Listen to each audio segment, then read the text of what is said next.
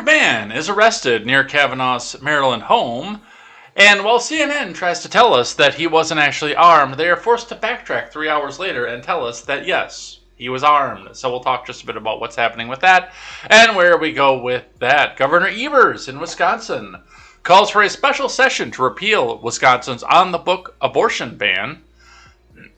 And the legislature says, yeah, we're just going to gavel that back out. So we'll talk just a bit about what's happening with that. A Chicago Sun-Times journalist tweets out, why restrict child porn but not guns? And then, when he goes to buy a gun to prove how easy it is, gets denied on the background check for alcoholism and domestic abuse. Looks like the background checks actually work, so we'll talk just a bit about what's going on with that. And a military aircraft crashes in California, presumably, but not confirmedly, carrying nuclear waste. It is going to be all this and more. Welcome to midterm season. I am Jay Edgar, and this is Contemporary.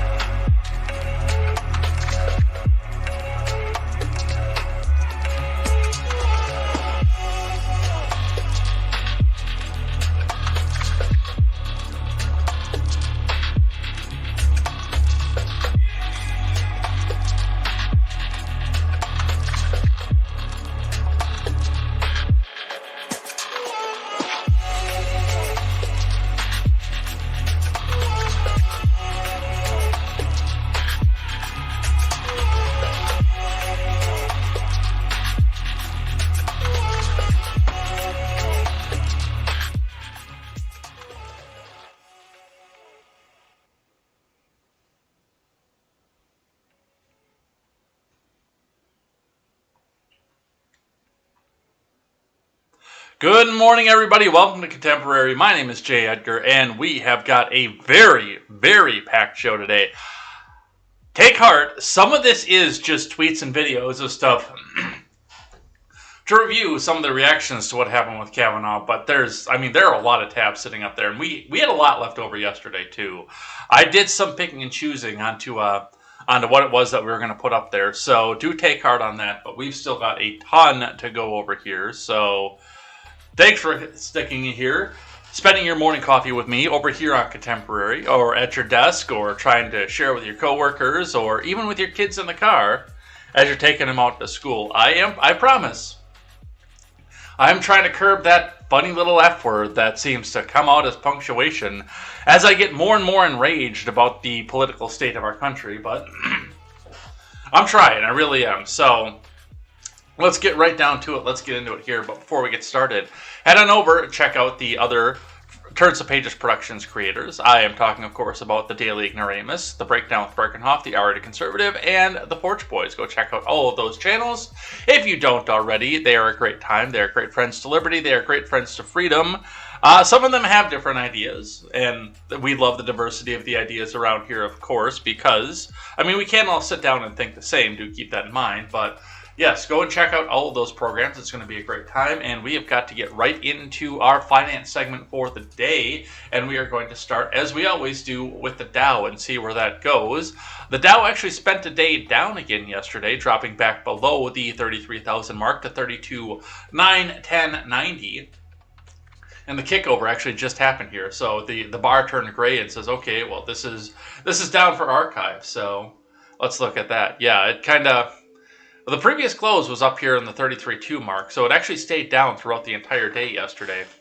Flirting a little bit with the line, but just staying right down below. So then it sort of dropped off about midday and stayed and tried to struggle again throughout the rest of the day. And it does look like the futures are down again. There's a lot of concern about the fuel prices right now. There is a ton of concern about this. There's always going to be either people who are going to try to buy the dip, or big hedge fund investment firms that are held up with taxpayer dollars that are going to try to hold this up right now. But we're going to get to a point where it just can't hold up anymore. So we'll continue to watch this and see where it goes and what happens with that. Looking in at your Bitcoin, wow, that's a louder track than the one before it. Come on. All right.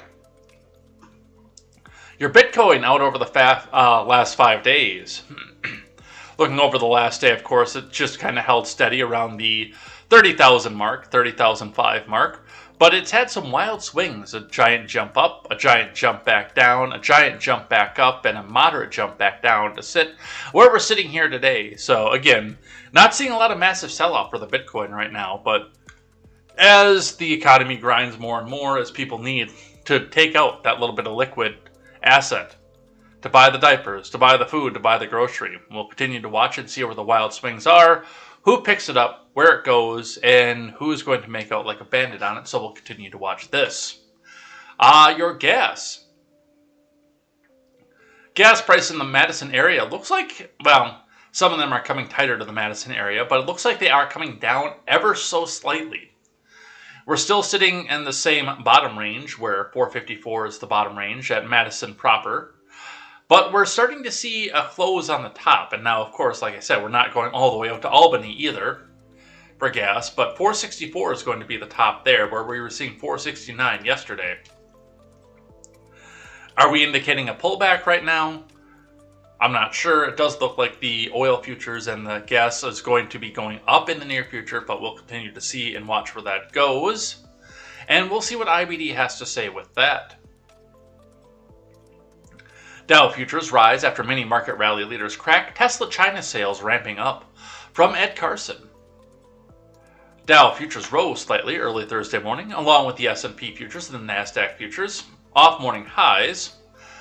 Tesla production and sales are ramping back up, while NIO gives some disappointing guidance, while Chinese regulators rebuff reports of a revived Ant Group IPO. The major indices retreated on Wednesday on economic concerns. The OECD slashed U.S. and global economic growth for forecasts coming on the heels of Tuesday's target warning. Intel and Altria tumbled as analysts grow wary in the current environment. Ocean-going shippers, such as Zim Integrated Shipping and Star Bulk Carriers, plunged to their 50-day lines, and beyond wiping out a few weeks of gains, it is not clear if the sector faces a long slide or simply a short pause, but Wednesday's action was ugly. Rail, trucking, and other shipping stocks also tumbled. And we're back up to the top. I missed the Mad Ones last night. I had to work late and didn't get there for the start, and then by the time I was home, showered, and everything else, it was almost over.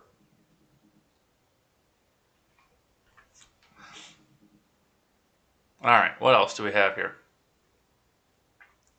Travel, mining, and especially steel stocks were notable losers amid broad-based selling. Meanwhile, Eli Lilly, Synopsys, Equinor, Westlake, and Kellen Petroleum are all near buy points. Eli Lilly is among several big drug makers holding up well. Synopsys is a rare growth stock, showing some strength. Norwegian state-owned oil and gas play Equinor and shale operator Kellen are in the energy space. WLK stock is among several solid chemical names.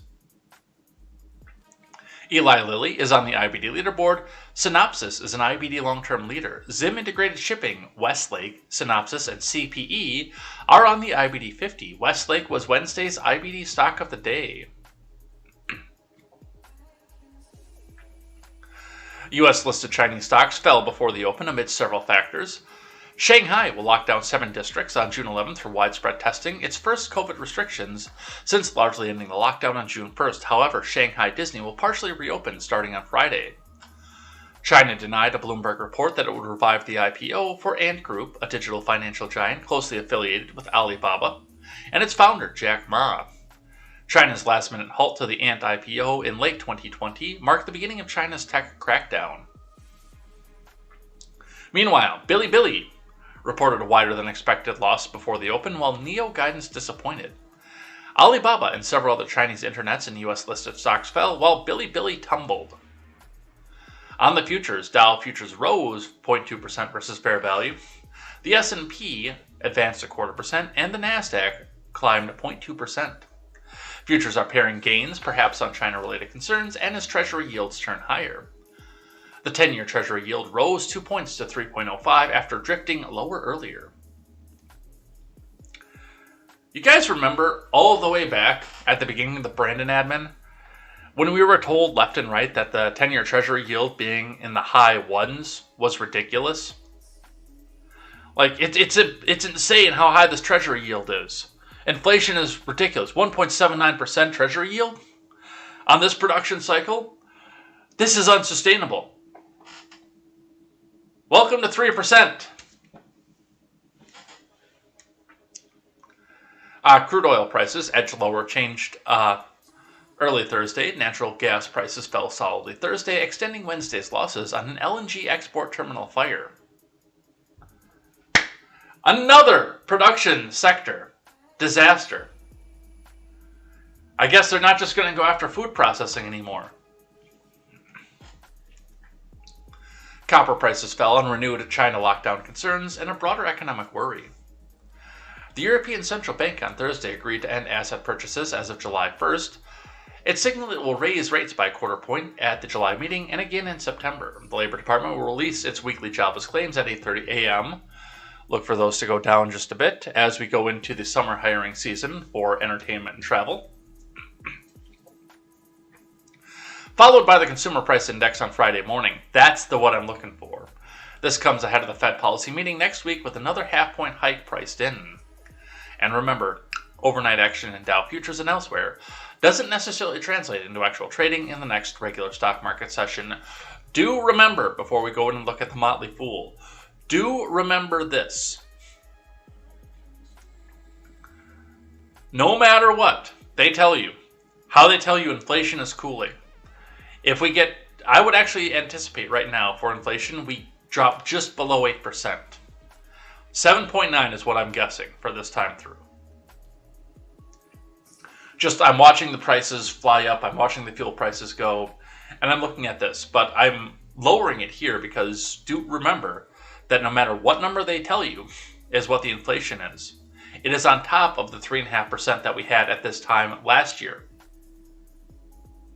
Last year we were already barreling ahead 3.5% and saying that was transitory and unsustainable. And if it's any higher than 8.3, then we are going into a death spiral on the economy, and we need to freeze spending now. Of course, with the current makeup of Congress, that's never going to happen. But yes, just remember, they're going to try to tell you, 7.9, which is where I'm guessing it's going to be at. Oh, it's cooling down. Inflation is getting better. Oh, we're doing better than ever. Just look at this. Inflation is fine.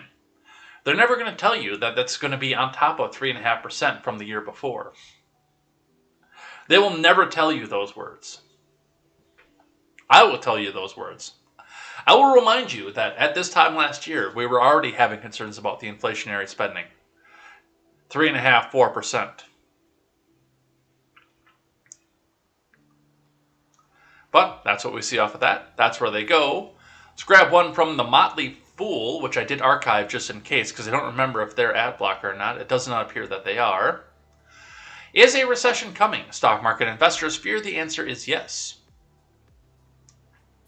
Further concerns about an economic slowdown and an analyst downgrade for the large semiconductor chip maker Intel helped drive the Dow to a decline of nearly 270 points today. Yeah, this will be the last month for them to gather the data and say, well, did our GDP shrink or did it grow? Because if we have two quarters in a row of shrinking GDP, we are in a recession.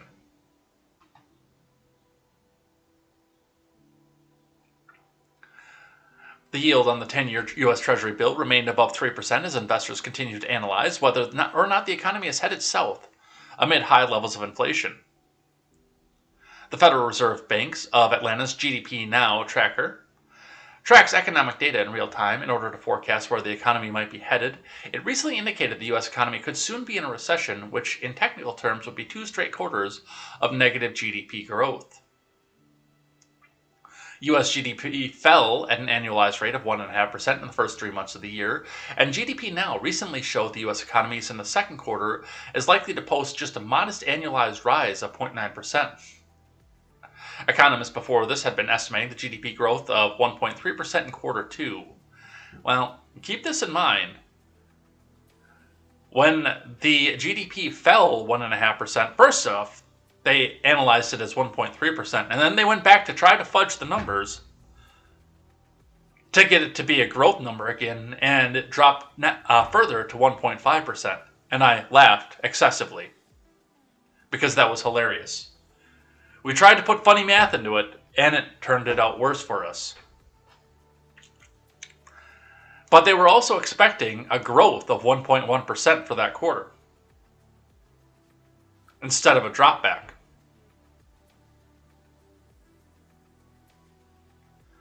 So they say that it's going to grow 0.9%. What is that going to mean? Are we going to be down 2%? A 2% reduction? That would be painful, by the way. The newest hits the financials. In particular, several banks such as Goldman Sachs, JP Morgan Chase, and American Express found themselves among the worst performers in the Dow. Intel led the Dow downward, with its shares falling more than 5% today after Citigroup analyst Christopher Danley warned investors today that he expects the company to miss its second quarter guidance. Danley's belief stems from comments made by CFO David Zinsser in a recent conference. Zinsser, the conference, said Intel had recently been experiencing three major headwinds. One was that customers couldn't get the components they need to build their own products. Customers have also been reducing their inventory, and there were issues in China due to lockdowns imposed by the country after a resurgence of the pinko fucking pox. All of this impacted demand worse than Intel had expected in the quarter. Zinsner added the Intel expects choppiness in performance similar to other industry peers. However, the company expects to stick with the strategic plan to execute strongly to reach good results. Danley said in a research note that he believes this bear case is taking shape even earlier than he anticipated. Danley maintained his neutral rating on the stock and a $45 price target, but lowered his estimates for Intel's revenue, shares, and earnings for 2022.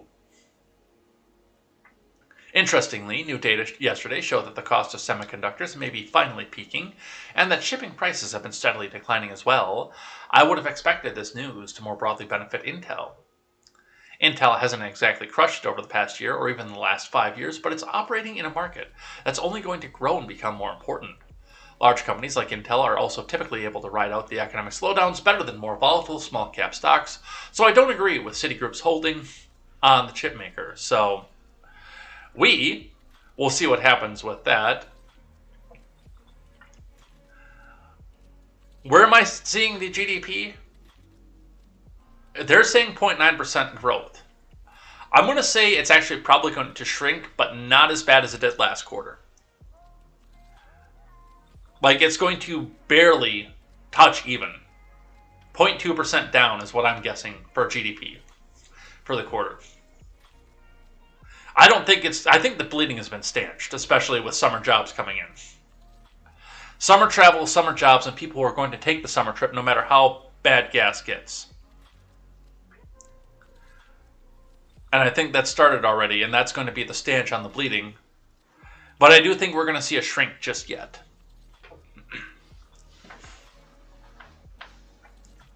But that's what we see coming out of that. Let's get out of this. Let's get started into the main news of the day. We are going to start with the Daily Wire today. Because before we get into the Kavanaugh stuff, we've got one from another independent creator, independent as he is. I still don't believe that he doesn't have some Vice money propping him up. But Tim Pool is forced to evacuate during live broadcast due to a potentially credible threat. From Ryan Saavedra. Tim Pool, host of the Timcast IRL podcast, had to evacuate the set of his show during a live episode on Wednesday after allegedly receiving a potentially credible threat. The incident happened around 9:30 p.m. Eastern Time as co-host Ian Crossland was speaking. "Potentially credible threat. Police on site," Poole later tweeted. "Specialists en route, keeping details to a minimum for security reasons. And Okay, we've got to be in a civil war right now. Because I'm Tim Pool. I wear a beanie, and I love to say civil war. Let's watch. People be ill so that they buy their medicine. Like, if the fire department was incentivized to put out fires and they got paid more for every fire they put out, we have to evacuate the building. You better believe that you'd see a lot more fires. You guys, I love you.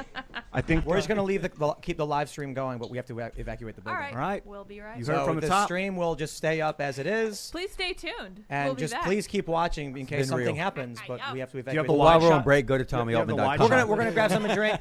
We're being told we need to evacuate the building. So keep watching, keep the stream up, and can you do the wide shot? Yeah. All right. Maybe you'll get to watch something happen. I don't know. We have to get out of the building. Cool. Let's go. That's cool though. Police saying this? That's Taylor saying. Let's go. Who's Taylor? Oh, Tyler. Got it. There we go. Woo! All right, bye guys. Be back.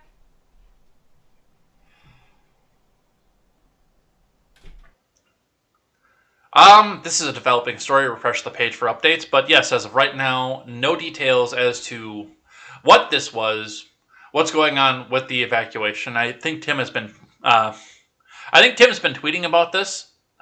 I think that he's been saying some stuff about this, but I have not seen anything yet about this or what actually happened here. So that's one we'll continue to watch and see. I'm sure he'll be on his little video channel today, coming out here and bitching about what happened, but you know, he comes and keeps saying it. And there is, what I've noticed about this is there is one attack that was credibly cited to the right wing. I still have questions about that attack because I believe that it happened. I don't believe that it happened as it was presented to us. And do keep in mind that my best friend was live streaming it as it was happening. And I've seen clips and shots and streams of it that are no longer allowed to be publicly put out into the world. But that's the only one. But we keep seeing, and we'll be talking about the Kavanaugh thing in just a second. Over and over and over again. Pro-life clinic, bombed, firebombed. Pro-life clinic, graffitied. Attempted and failed Molotov in Madison. Numerous swats and threats and bomb threats against Tim Pool. Which, again, I don't understand because he's Vice, he's Disney, he's one of them.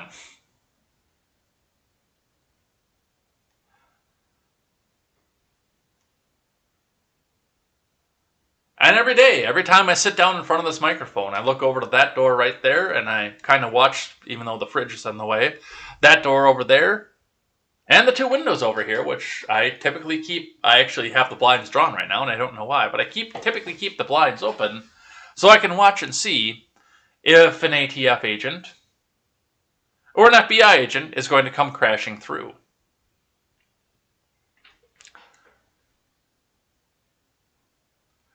But that's what happened with Tim that we know of so far. We'll continue to watch this. Again, developing story. We'll continue to see where this goes. And let's get into the Kavanaugh stuff. We'll start with a report from MSNBC because it's completely objective. Disclosed.tv with a clip from MSNBC. Just in, armed gunman arrested nearby U.S. Supreme Court Justice Kavanaugh's house. He planned to kill the justice. Jose, we've been told by several law enforcement officials that a man was arrested overnight near the home of Supreme Court Justice Brett Kavanaugh. He was armed with a gun, a knife, and pepper spray, and told authorities that he was there to kill the justice. Now, he was not arrested at the home of the justice. He was arrested nearby. Law enforcement officials tell us that the man actually arrived by taxi and was seen by police and other law enforcement officials that were near the justice's house. So he was arrested. He was taken into custody. It's a little unclear to us right now whether this case is going to be handled by the Maryland state authorities or by the U.S. Marshal Service, which provides security for Supreme Court justices as well as other federal judges, or by the FBI. But the man is said to be from California. He had told the police when he was arrested that he wanted to do this. But that's just about all we know right now. The Supreme Court hasn't had any comment yet about the case, although they're certainly well aware of it. The justice is aware of it.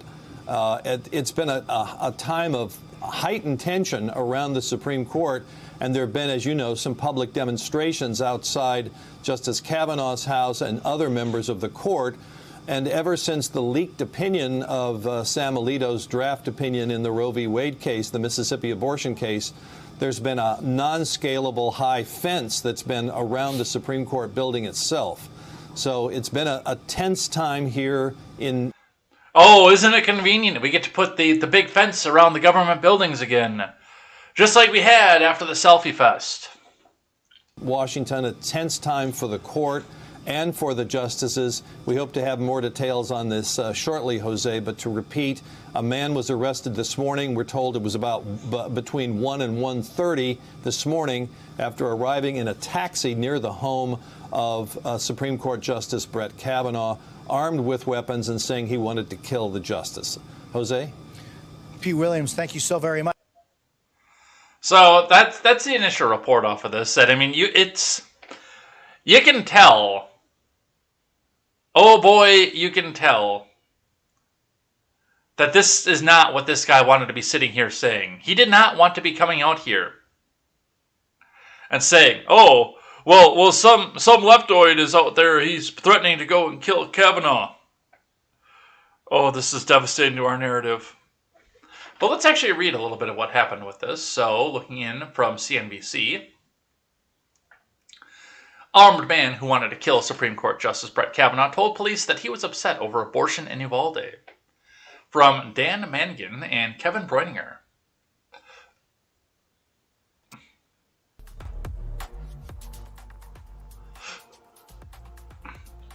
A California man was arrested Wednesday while armed with a handgun and ammunition, a knife, pepper spray, and burglary tools, told police he traveled to the Maryland home of the Supreme Court Justice Brett Kavanaugh to kill him, court records revealed.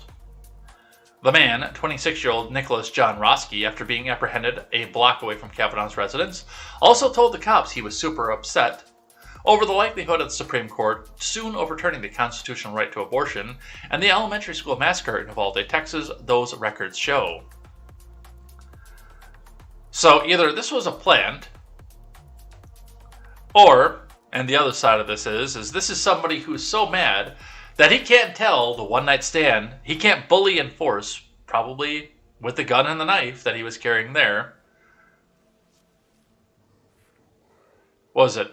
Gun, ammunition, knife, pepper spray. He can't use those tools to force the one-night stand that he just had to go abort the baby because he couldn't control it and he had to blow it in her.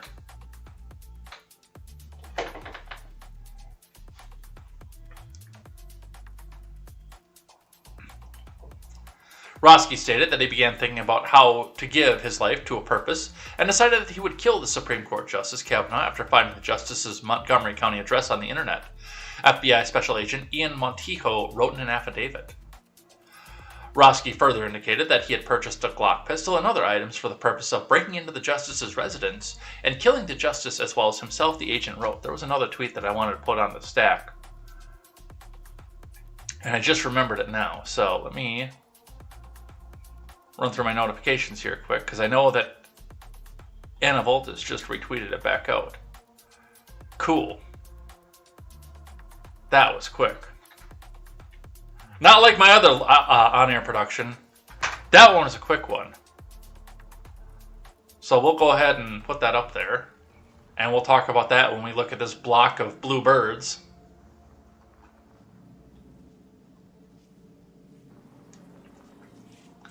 Let's see. Roski, who lives in Simi Valley, is being charged with one count of attempted murder of a Supreme Court justice. He faces a possible maximum prison sentence of 20 years if convicted.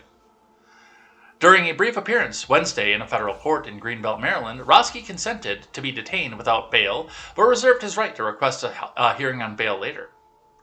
Under questioning from Magistrate Judge Timothy Sullivan, Roski said that he was a college graduate with a bachelor's degree.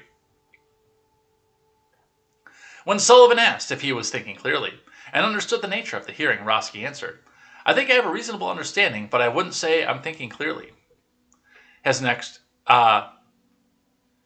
He next is due in court on June 22nd. So, and this is one of the things to talk about. And like when I did the announcement tweet this morning, one of the things that I brought up, and one of the things that I talked about, is the fact that there has been a non-stop slew of propaganda. And this goes all the way back to the Roe decision itself. For 50 years, there's been a non-stop slew of propaganda. Oh, you better give Democrats the presidency, or you better give Democrats the Senate. Otherwise, they're probably going to take away your right to abortion. They're going to take your right away, your autonomy. They want to chain you to the stove. It's going to be the Handmaid's Tale when that finally came out. You better vote Democrat. Do you want to be in a red robe for the rest of your life? Do you want to wear a white bonnet? But even before that, it was barefoot and pregnant. Your husband can come home and rape you. He can force you to marry him. He can come home and rape you every day. And you have to carry his child every day. There's been a nonstop wall of propaganda. And then when the Supreme Court came to a semi-conservative majority, you started to hear the idea. Well, Don Jr. met with Kennedy, and then he suddenly resigned. And somebody paid Kavanaugh's debts, and somebody paid off the Senate to make sure that he got a slam through and he didn't get investigated. Who paid off the FBI to make sure he didn't get investigated? And I mean even before this, but especially after the Lake Draft report, there's a nonstop onslaught on Twitter. And once a week before, and probably twice a week after, where there's a trend of, who paid Kavanaugh's debts? Who paid Kavanaugh's? Is there any wonder that he was targeted for this? Is there any thought in your mind? Is there any question why this happened? Because I have no questions about this. I know why this happened. It's been a nonstop propagandization of people who would otherwise not be affected by something like this.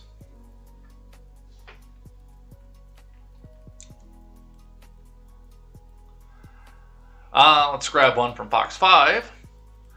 Armed man arrested near Justice Kavanaugh's Maryland home after making violent threats.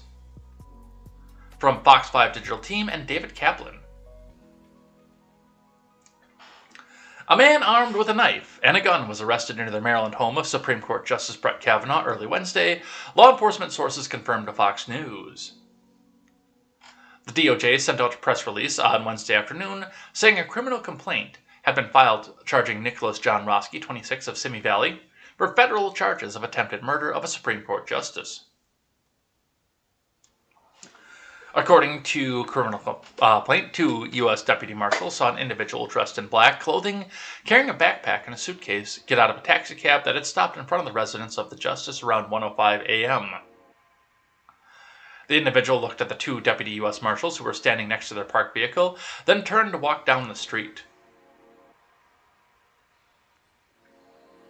Shortly thereafter, a Montgomery County Emergency Communications Center received a call from Roski, who allegedly informed the call taker that he was having suicidal thoughts and had a firearm in his suitcase. Roski also allegedly stated that he had traveled from California to Maryland to kill a specific Supreme Court justice. He was looking to be martyred. He wasn't looking to pull this off. And if he was looking to be a martyr, to be a saint. He wasn't intending to be pulled in, to be taken in. Is there video of the call, audio of the call?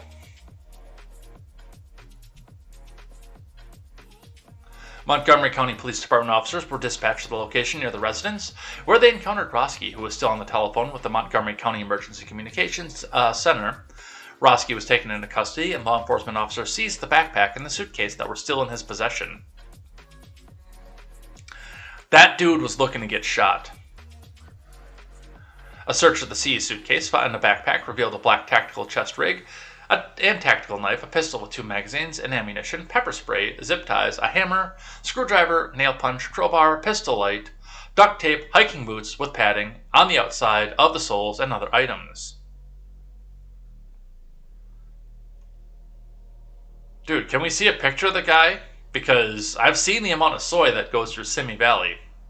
And I can't imagine this guy being able to stand up with that much shit in a backpack. Roski was transported to the Montgomery County Police Department, where he allegedly told detectives he was upset about the leak of the Supreme Court draft decision regarding the right to abortion, as well as recent school shooting in Uvalde, Texas. Roski appeared to be before a judge on Wednesday. He originally told the judge he didn't think that he was thinking clearly about the charges against him, but then later said he understood the nature of the charges. A preliminary hearing in the case is set for June 22nd. This guy was looking to get shot. I guarantee you. And he didn't have the answers for the judge because he was intending to not have to sit in front of the judge. He wanted his bloodstained body to be all over the news. That's why he called and confessed to it and said, "And I have a gun."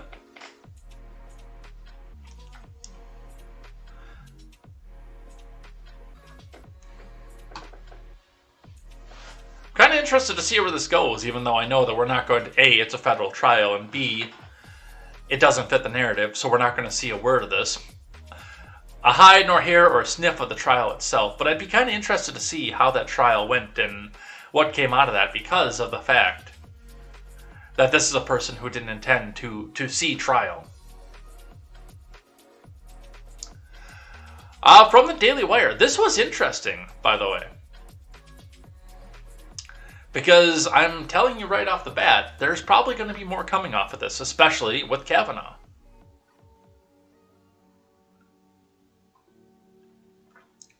Horrific. Pro-abortion activists send special message to Kavanaugh's wife and kids after would-be assassin is caught by his home. From Virginia Kruta. Pro-abortion activist group Ruth sent a special message to Supreme Court Justice Brett Kavanaugh's wife and daughters on the same day that a would-be assassin armed with a knife and gun was arrested near the justice's property. The group, named for late Supreme Court Justice Ruth Bader Ginsburg, shared several tweets after the report circulated about the man who was arrested near Kavanaugh's home, a young man from California who said that in order to give his own life purpose, he intended to kill Kavanaugh. He also said that he was angry about the leaked early opinion draft written by Justice Alito, which indicated the court might be preparing to strike down Roe v. Wade.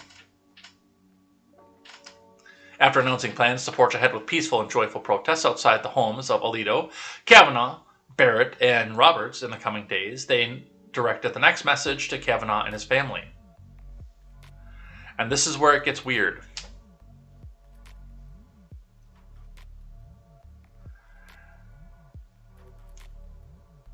So here's the tweet.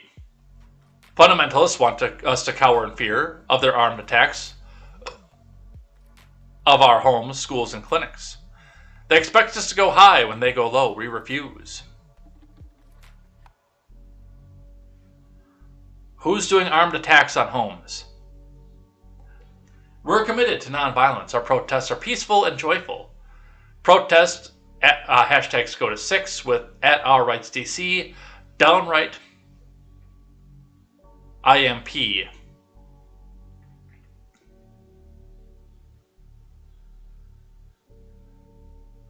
And here's go to 6 community protests.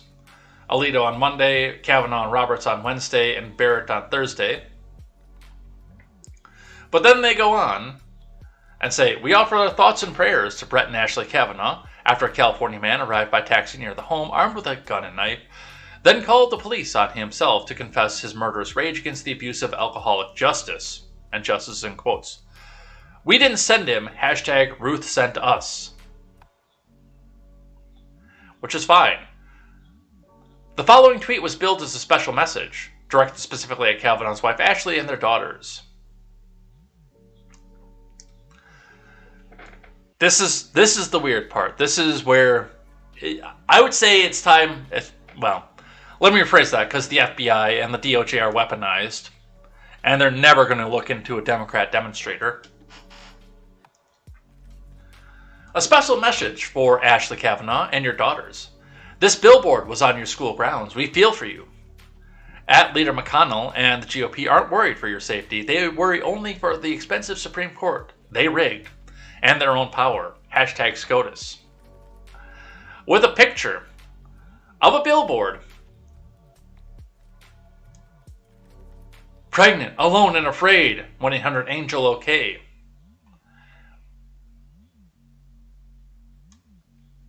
With their signs onto it. This is a crisis pregnancy center. A non-abortive crisis pregnancy center. GabrielNetwork.org. Just outside the girls' schools. This was sending a message. Let's keep reading. Several flyers were taped over the poster, including one with a quote often attributed to the late actress Betty White. If men could get pregnant, abortions would be available at Jiffy Lube. There is no record suggesting that she ever actually made that statement. The Federalist Molly Hemingway connected the dots, calling the obvious escalation horrific. Pro-abortion group that posts directions to Kavanaugh's home. Man arrested today said he used an online map to find it. That was put out, by the way, by that same group. Also targeting his young daughter's school. Yes. They wanted Kavanaugh to know that they know where his daughters go to school. Hello, FBI. Do you want to look into this? No, of course they don't. Of course they don't.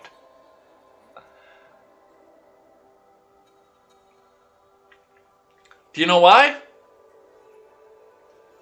Because Merrick Garland leads the damn agency.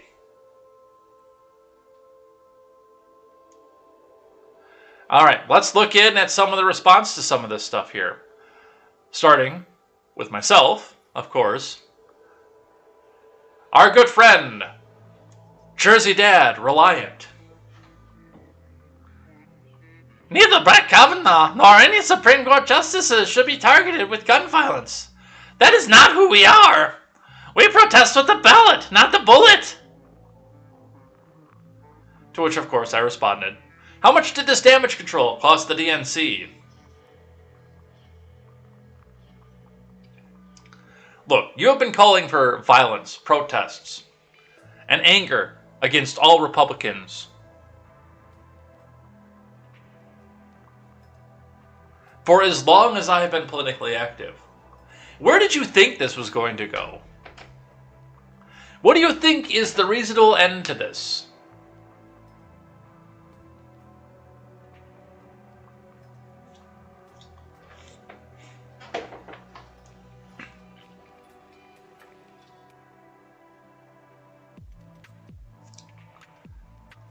All right, what else do we have here?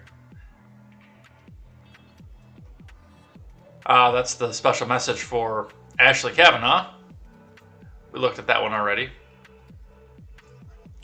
This is wild. So CNN, in their ever-wise CNN-iness, tried to deny that the man was armed with a gun, in spite of the fact that it was public knowledge before this report came out. But let's listen to what they had to say with that, and then I've got a follow-up. A shot and a chaser, if you will. Very little detail at this point, Kate, other than to say this man is he's an adult man from California.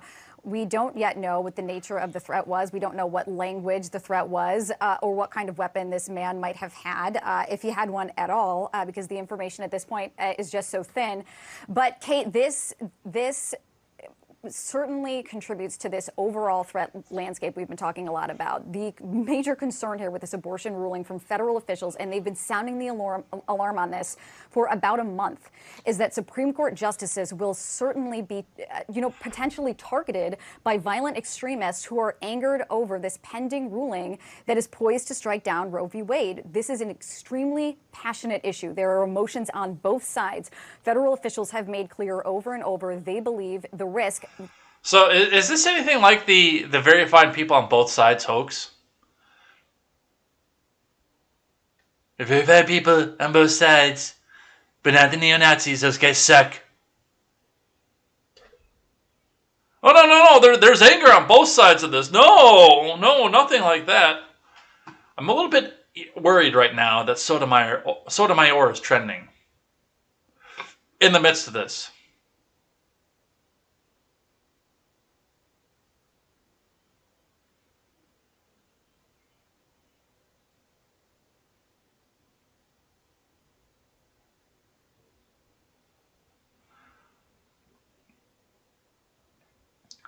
So apparently the assailant who attacked Esther Salas last year, they just found a dossier in his locker saying that he was probably going to go after Sonia Sotomayor before, right after somebody actually tried to take a gun to Brett Kavanaugh. Hey, let's put that on the stack for tomorrow morning. Oh, I can hear that. It sounds like we've got a counter here. Oh, look, the right is worse than the left.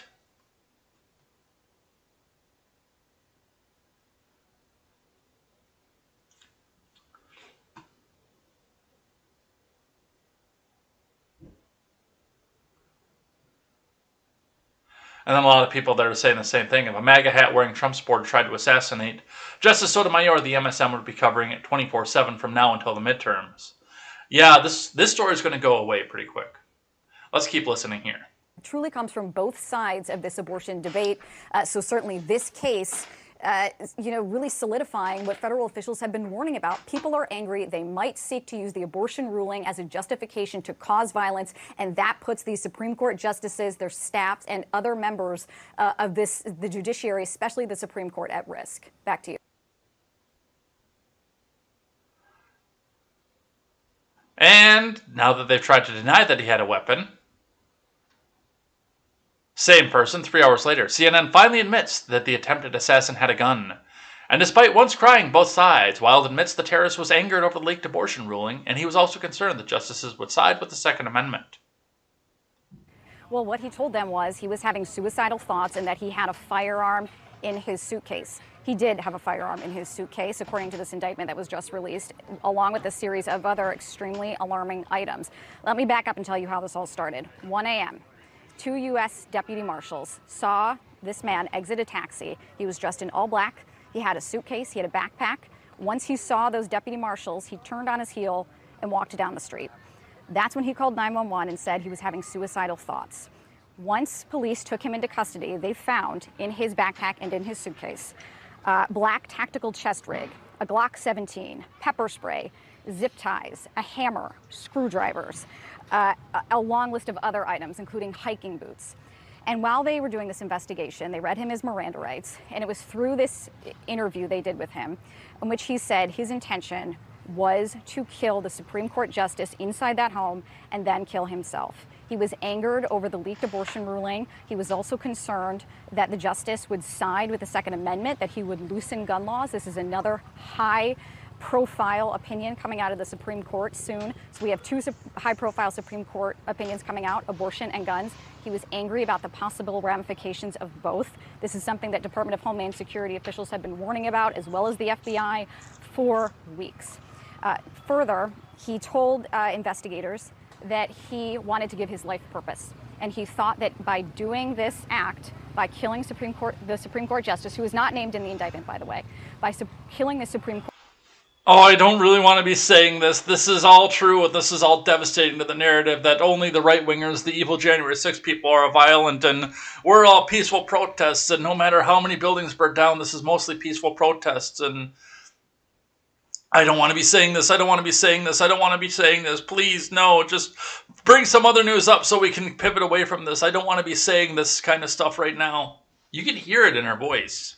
Court justice, he would be able to do that. Again, telling investigators he intended to kill him, the Supreme Court justice, and then himself. He also said that he purchased the Glock 17 as well as other items for this explicit purpose.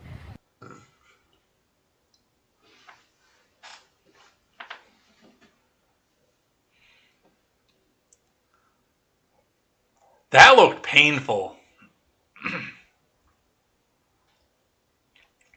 And by the way, this particular reporter did block Fondacaro, who provided us with the video. So thank you to Fondacaro for that. What else do we have here? Here's one for the worst take in the world.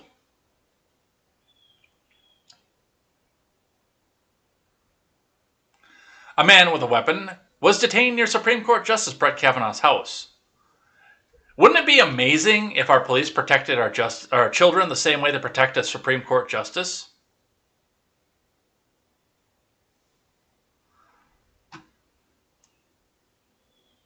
I'm going to go with the fact that that is probably the worst take of the day. Vernon Jones for Congress. Vernon Jones for Georgia. He's Trump endorsed. Last night, a deranged man sought to murder Brett Kavanaugh at his family's home.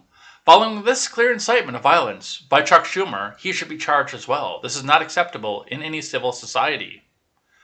Let's listen to Chuck U. Schumer. Taking away fundamental rights. I want to tell you, Gorsuch, I want to tell you, Kavanaugh, you have released the whirlwind, and you will pay the price. You won't know what hit you if you go forward with these awful decisions. Taking away fundamental rights. I want to tell you, Gorsuch, I want to tell you, Kavanaugh, you have released the whirlwind, and you will pay the price. So what is the whirlwind and what is the price? Chuck U. Schumer. And, you know, I saw Ben in the chat had said that he hopes that the leaker gets charged with the conspiracy for murder. I would like to see the leadership of Ruth Sent Us charged for that, because they are the ones who are out there posting the addresses. Which also, by the way, committing a federal crime in and of itself, U.S. Code 18, for attempting to intimidate and sway the opinion of a judge. It's not your freedom of speech, it's not your freedom of assembly at that point when it involves a judge in a judicial case. There is a specific law over that to try to keep justice blind. Which justice should be blind, as we all know.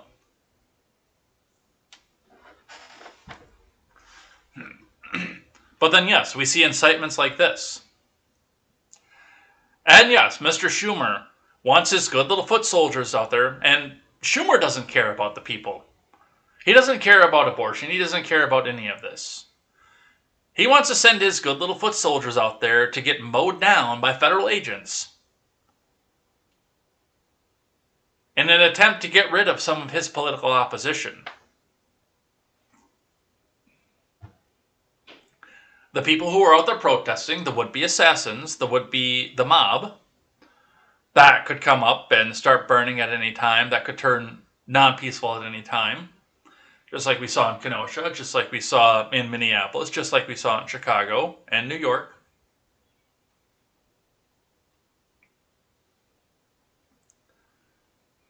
Those are just expendable bodies to him.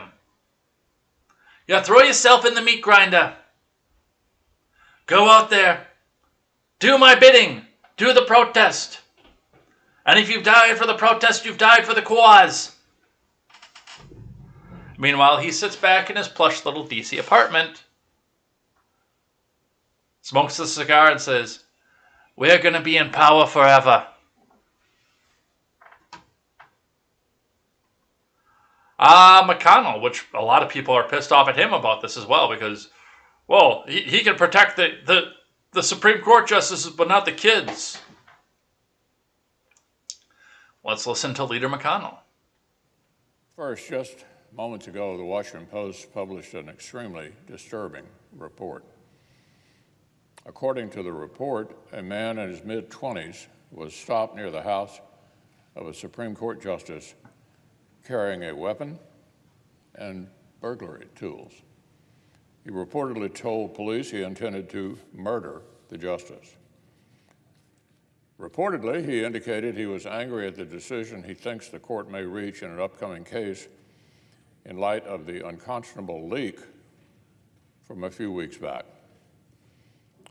So this is where we are. This is where we are, Mr. President. If these reports are correct, an assassination attempt against a sitting justice or something close to it. This is exactly the kind of event that many feared that the terrible breach of the court's rules and norms could fuel. This is exactly the kind of event that many worried the unhinged, reckless, apocalyptic rhetoric from prominent figures toward the court, going back many months, and especially in recent weeks, could make more likely. This is exactly why the Senate passed legislation very shortly after the leak to enhance the police protection for justices and their families. This is common sense, non-controversial legislation that passed in this chamber unanimously. But House Democrats have spent weeks blocking the measure that passed here unanimously related to security for Supreme Court justices. The House's Democrats have refused to take it up. Now, look, Mr. President, that needs to change, and it needs to change right now. Right now. House Democrats must pass this bill, and they need to do it today. No more fiddling around with this.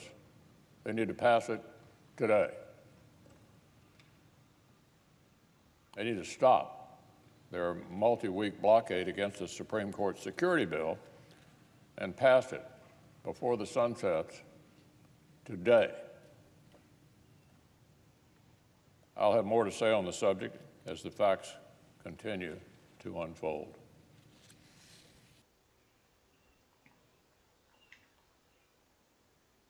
So that's unfortunately the very unfortunate side of this is the fact that you go out and you spend more taxpayer money to have more protection from the people to elected, or in this case, unelected officials. Meanwhile, some of these same politicians are saying defund the police, fortify the government, and you plebs are on your own.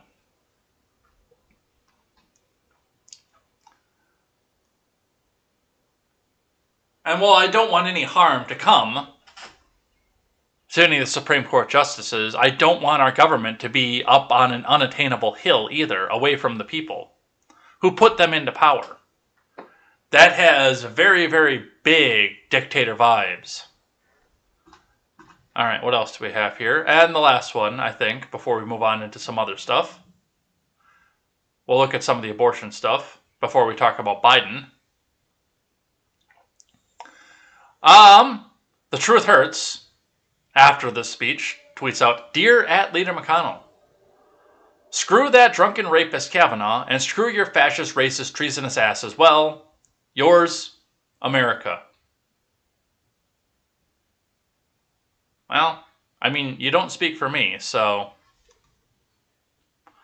you can't sign that, America, because that's not me. This is not. So that is what we see. That's what we know so far on the Kavanaugh case.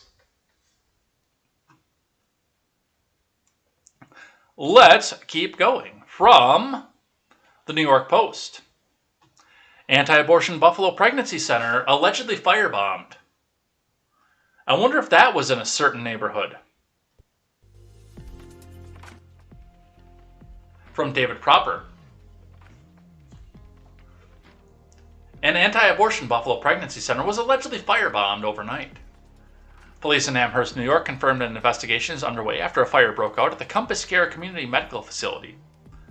Compass Care leaders are blaming a pro-choice group for firebombing the office and said graffiti was scrawled on the wall that stated, "Jane was here."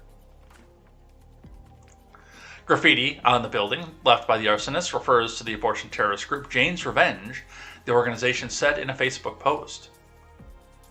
Compass Care said Jane's Revenge is responsible for another fire that occurred at an anti-abortion facility in Wisconsin last month. Windows in the reception room and nurse's office in Buffalo location were broken and fires were lit, Compass Care said. Photos were posted online of the damage. Police said multiple agencies responded to the fire, with 2 firefighters treated for minor injuries. Amherst Town Supervisor Brian Culpa said in a statement that he was disgusted by the incident.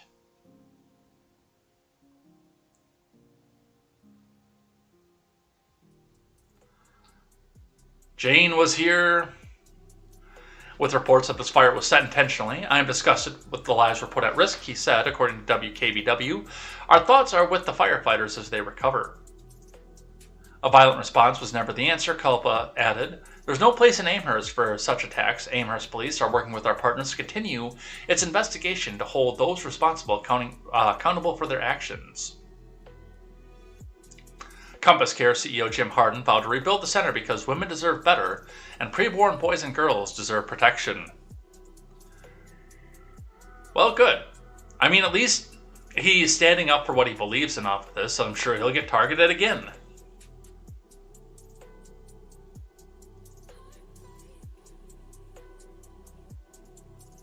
From the Daily Wire, follow-up on that. We're not going to stop. CEO of targeted pro-life center vows justice, calls out Hochul, and prays for attackers. No video of this one. Oh, is there video? What is this? That is a video embed with 0 seconds on it.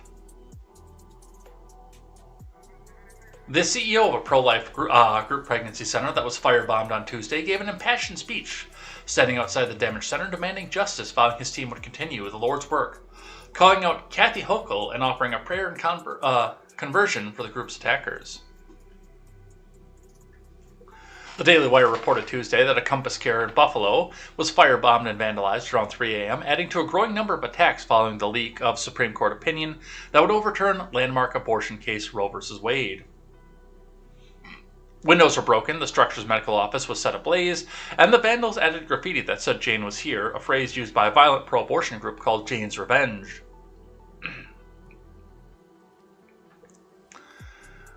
They broke glass in the middle of the night, under the cover of darkness, to keep us from doing the work of the Lord, from being a light to the world, Jim Harden said in the video below, which didn't load, apparently. These criminals will be brought to justice. These abortion activists need to be investigated. Harden then set his sights on Hochul. Demand Kathy Hochul, the governor who sent $35 million to protect abortionists, denounced this violence against pregnancy centers, he urged. Hochul last month announced $35 million investment to abortion providers in anticipation of the overturning of Roe v. Wade.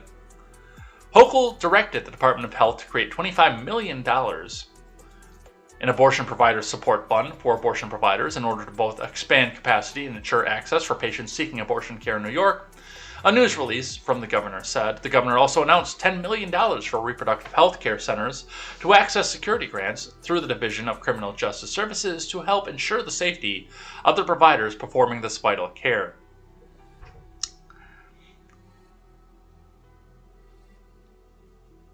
I want to touch on what Fanning said in the chat, because this seems misplaced to me. The fact that they're going after a pro-abortion center. Or, I'm sorry, a pro-life center. As far as I know, the pro-life center maybe donated to some of the politicians that put the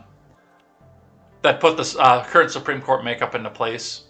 That I wouldn't be surprised about, but other than that, I mean, are you that desperate to murder, to sacrifice infants, that any place that tries to not sacrifice infants needs to be destroyed? Is that the point that you're getting to here? Because that is pretty fucking... Whoops, there it is. That is pretty damn sick, if that's the case. Let people have a choice. You say you're pro-choice, well, let them have a choice. Let them go explore another option. Is there a better option for me? Can I go for adoption? Or is it always just sacrifice the infant to Moloch?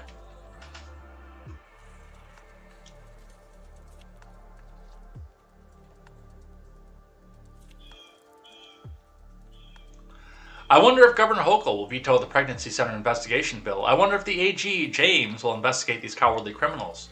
Compass Care will rebuild because women deserve better. Compass Care will not stop serving because preborn boys and girls deserve protection, Hardin added in a statement addressing the attack.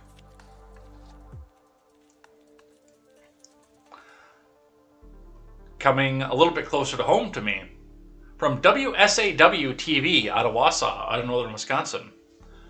Governor Evers calls for special session for repeal of Wisconsin's abortion ban. Which, by the way, apparently, and I didn't realize this, so I do apologize because I misreported earlier, because I said, Wisconsin's never going to ban abortion so long as we have the current governor sitting in office and so long as Madison and Milwaukee exist. But you see, I didn't know that at the time there was already a law in the books that did ban it. However, it was superseded by the decision for Roe v. Wade. And it actually predates Roe. From Desiree Fisher, Governor Evers says he'll be calling a special session of the state legislature to repeal Wisconsin's criminal abortion ban. Thursday morning, Evers tweeted the special session will be held on June 22nd. Wisconsin is one of several states with existing criminal statutes enacted before Roe became the law of the land that prohibits it wasn't a law, it was a decision, that prohibits nearly all abortions. In the events of the Supreme Court overturns Roe, Wisconsin's abortion ban from 1849 could go back into effect. The ban provides no exceptions in the case of rape or incest.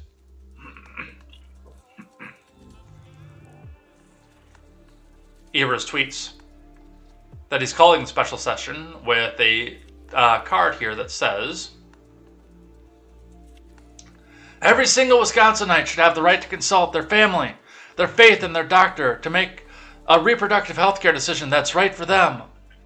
Unless they go to the pro-life center.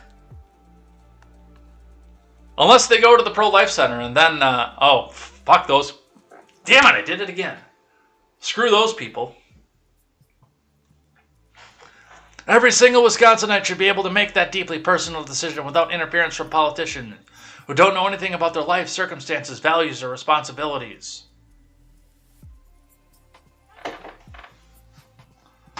And our legislature has responded already. Channel 3000 out of Madison. Republicans say they will immediately gavel out Evers' special session on abortion law. From James Langrier. Republicans who control the Wisconsin state legislature say they will immediately gavel out of a special session ordered by Evers on Wednesday to repeal the state's 172-year-old law banning abortions even in the case of incest or rape. Evers ordered the special session, scheduled to be held later this month on June 22nd, saying he believes Wisconsinites should be able to choose the best course of action for themselves. And we can actually listen to him here. Except that's a 33-minute video, so we're not.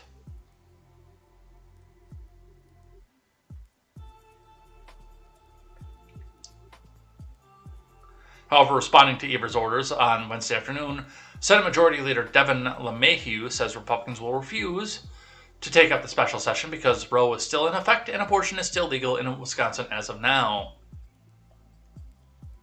Wisconsin law has not changed and our pro-life position has not changed, LeMahieu says in a statement, promising to gavel out of another special session. If Roe is to be overturned, each state in the country will have to see its abortion laws revert back to what they were before 73.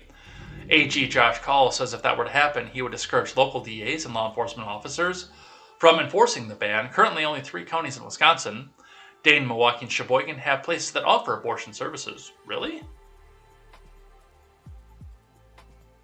That's weird because there is a Planned Parenthood in Kenosha.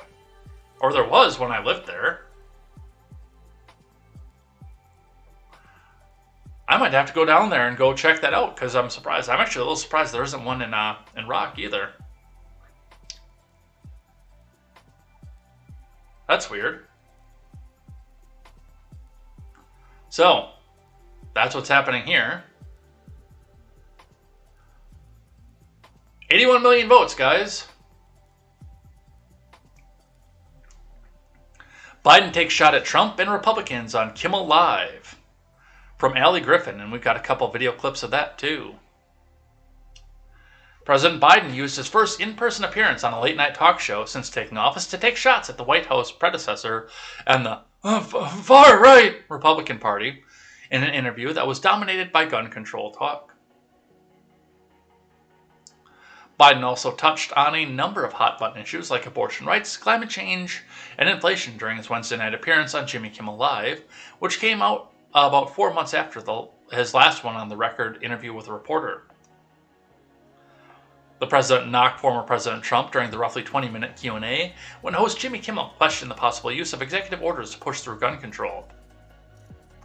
Kimmel, who is typically socialist, quipped that Trump passed those out like Halloween candy.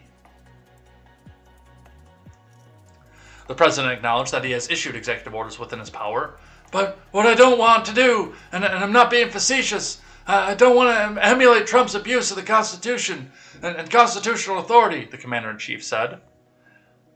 Which Jen the Libertarian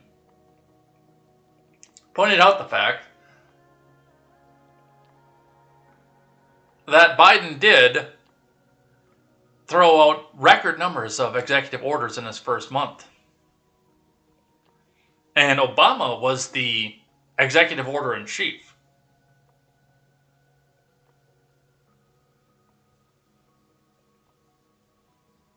Look, Fat, I also get asked, look, the Republicans don't play it square. Well, why do you play it square, Biden said. Well, guess what? If we do the same thing there do, our democracy would literally be...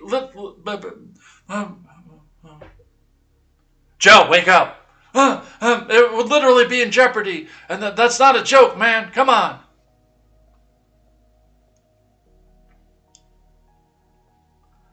He went on to say the GOP party's undergone a radical shift since Trump was elected, moving hard right, and its members often vote against what many call common sense gun control because they're afraid of being voted out of office. It's not your father's Republican Party, Biden said. That this is a MAGA party. It's ultra MAGA. A very different Republican Party, and you find people who are worried. I believe that if they vote for a rational gun policy, they're going to be primaried and they're going to lose in a hard right Republican primary. He said, however, that the American people must, in fact, make gun control a voting issue in order to pass the reform measures that will likely die in the current Senate.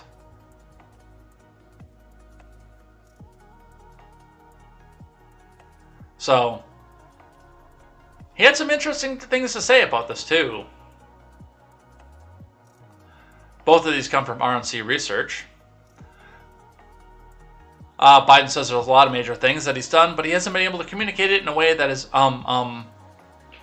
Then he starts rambling about reporters getting clicks on the nightly news, and then they cut to commercial. Let's listen.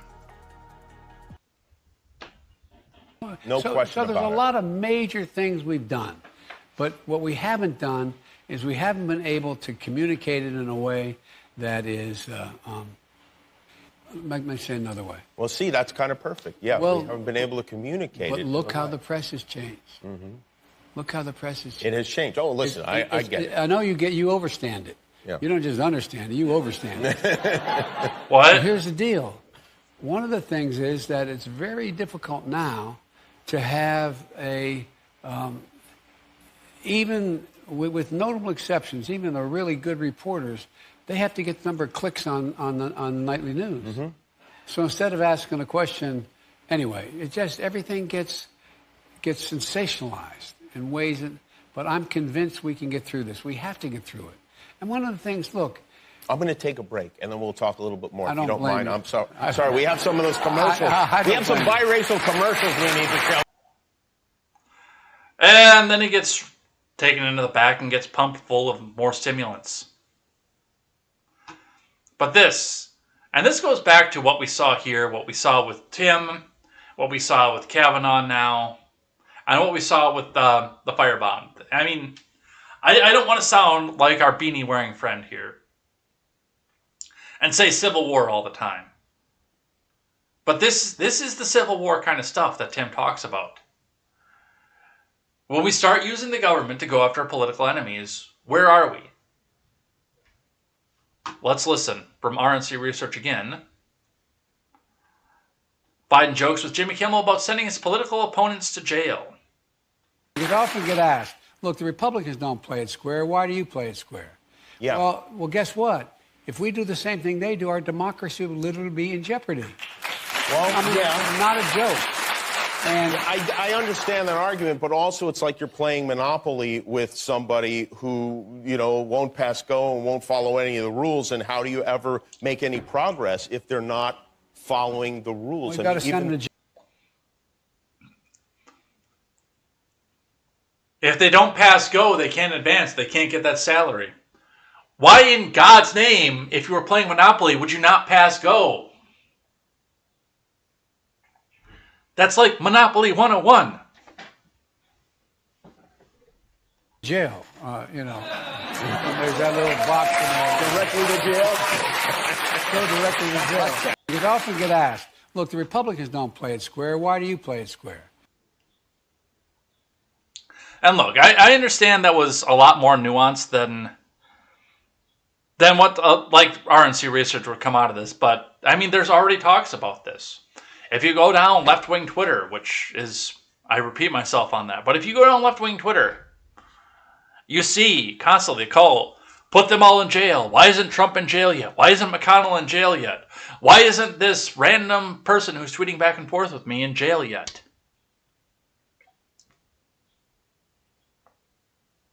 This is not a new message.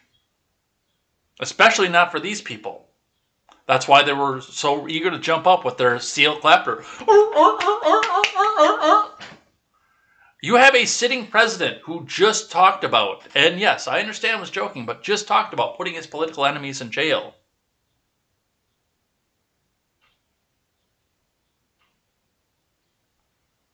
Where does that leave us?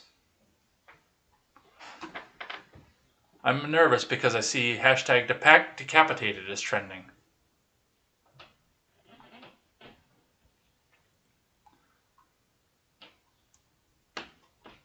All right, more Biden news. 81 million votes, folks. Most popular president in history. More votes than even Barack Obama.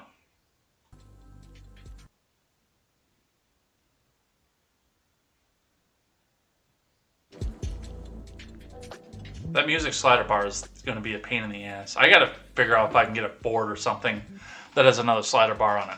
Biden draws heat for invoking Defense Production Act to boost solar panels. Yeah, that's really not what that's there for.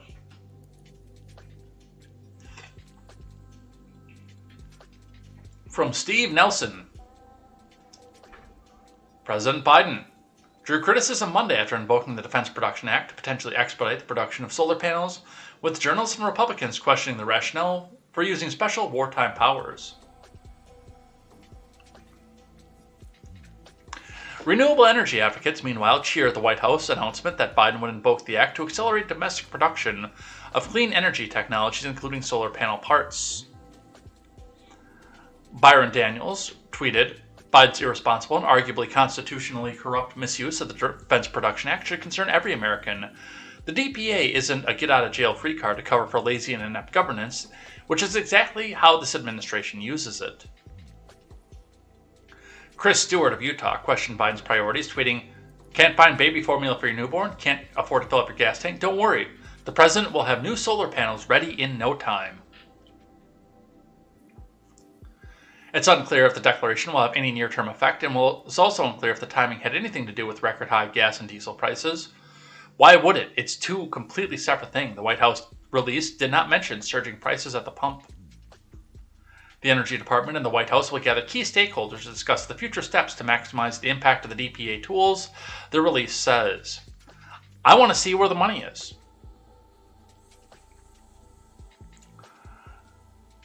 What companies are about to get rich from this on a no-bid government contract? And who are they donating to?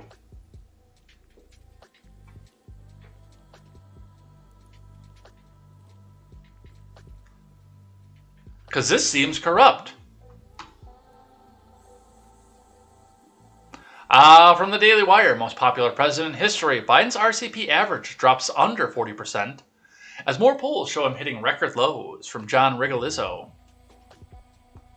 You know what? Let's look at it from the source.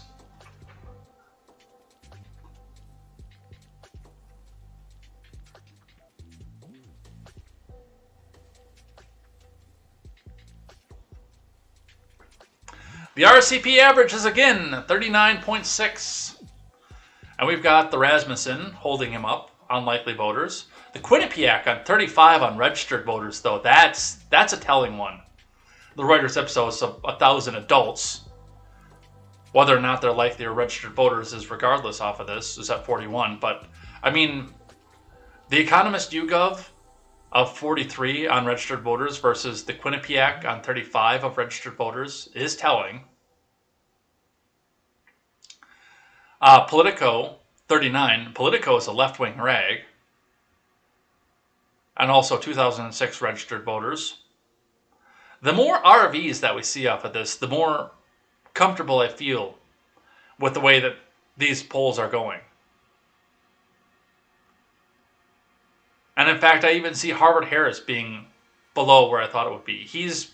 And Biden is below where Trump was at this point in his presidency, with nonstop negative news coverage.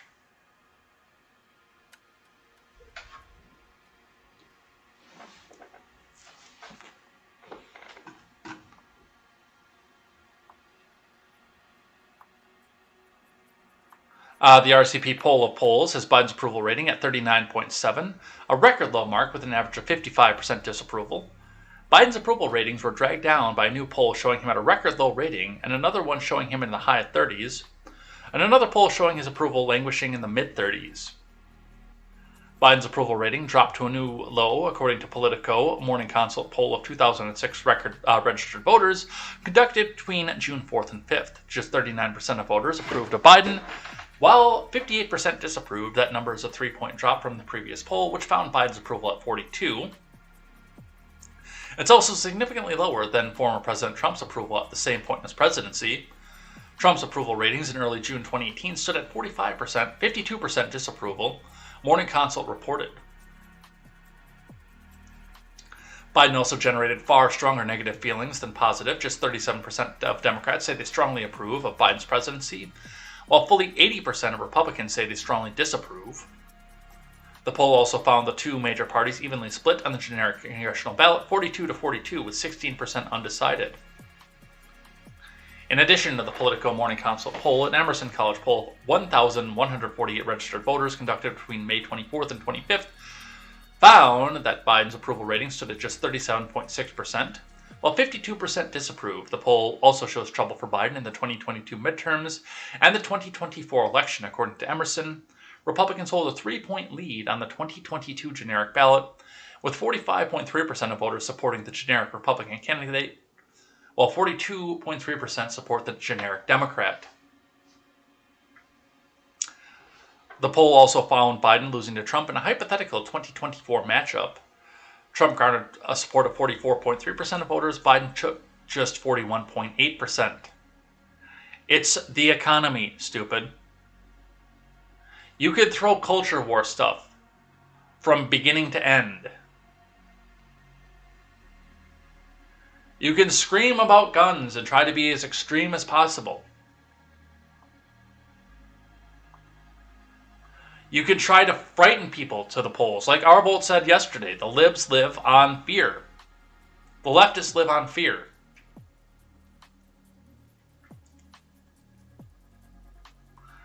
That the Republican bullies from high school, that's what they stand in with. In their mind, every Republican out there is exactly the same as Flash, who stuffed them into the locker. And their biggest fear is that person's going to come back out to power. And they've fed their people the fear that if anything happens other than their candidates coming into power,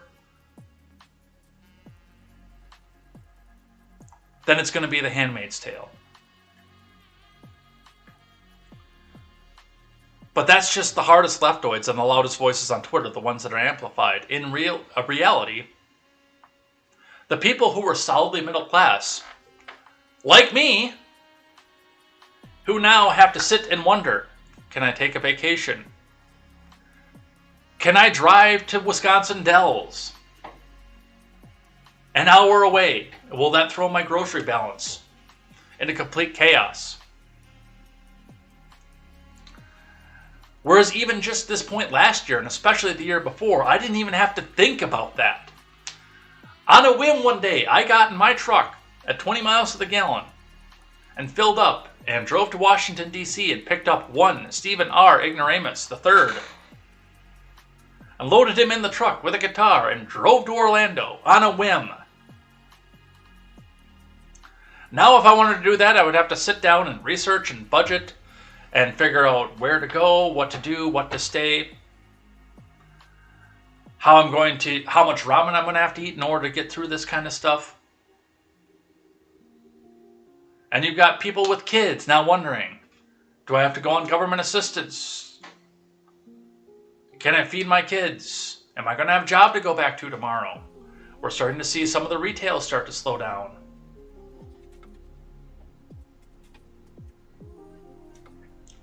All worries that we didn't have under Trump.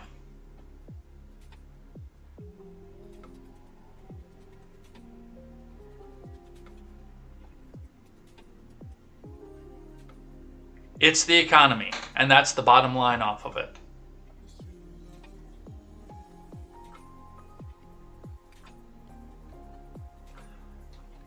So that's what we see off of that. All right, what else do we have here? The Tulsi Gabbard stuff that I picked up while we were on air yesterday. Tulsi Gabbard. Let's listen to Coconut Mommy. Sexy, sexy Coconut Mommy. Our freedoms are being threatened, not by some foreign country, but from people who took an oath of office to support and defend our Constitution. They're acting as domestic enemies of the people and our country because they're seeking to take our freedoms away. Let's listen. Our freedoms are being threatened, but that threat is not coming from some far-off foreign country. It's coming from within. And it's coming from people who took an oath of office, like I did, both as a soldier and a member of Congress, to support and defend our Constitution. They are acting as domestic enemies of the people and our country because they are seeking to take our freedoms away.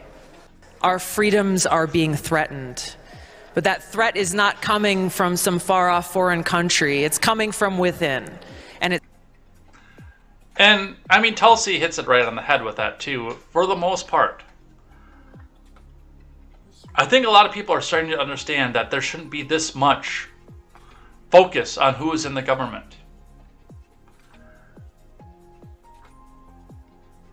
There needs to be more focus on people just wanting to be left alone from the government and letting the government work in the background and regulate interstate commerce. The federal government should not be touching our lives. That's what we have state and local governments for. And if you want a lot of state government controlling every aspect of your life, move to New York. And if you want to be left alone, move to Montana.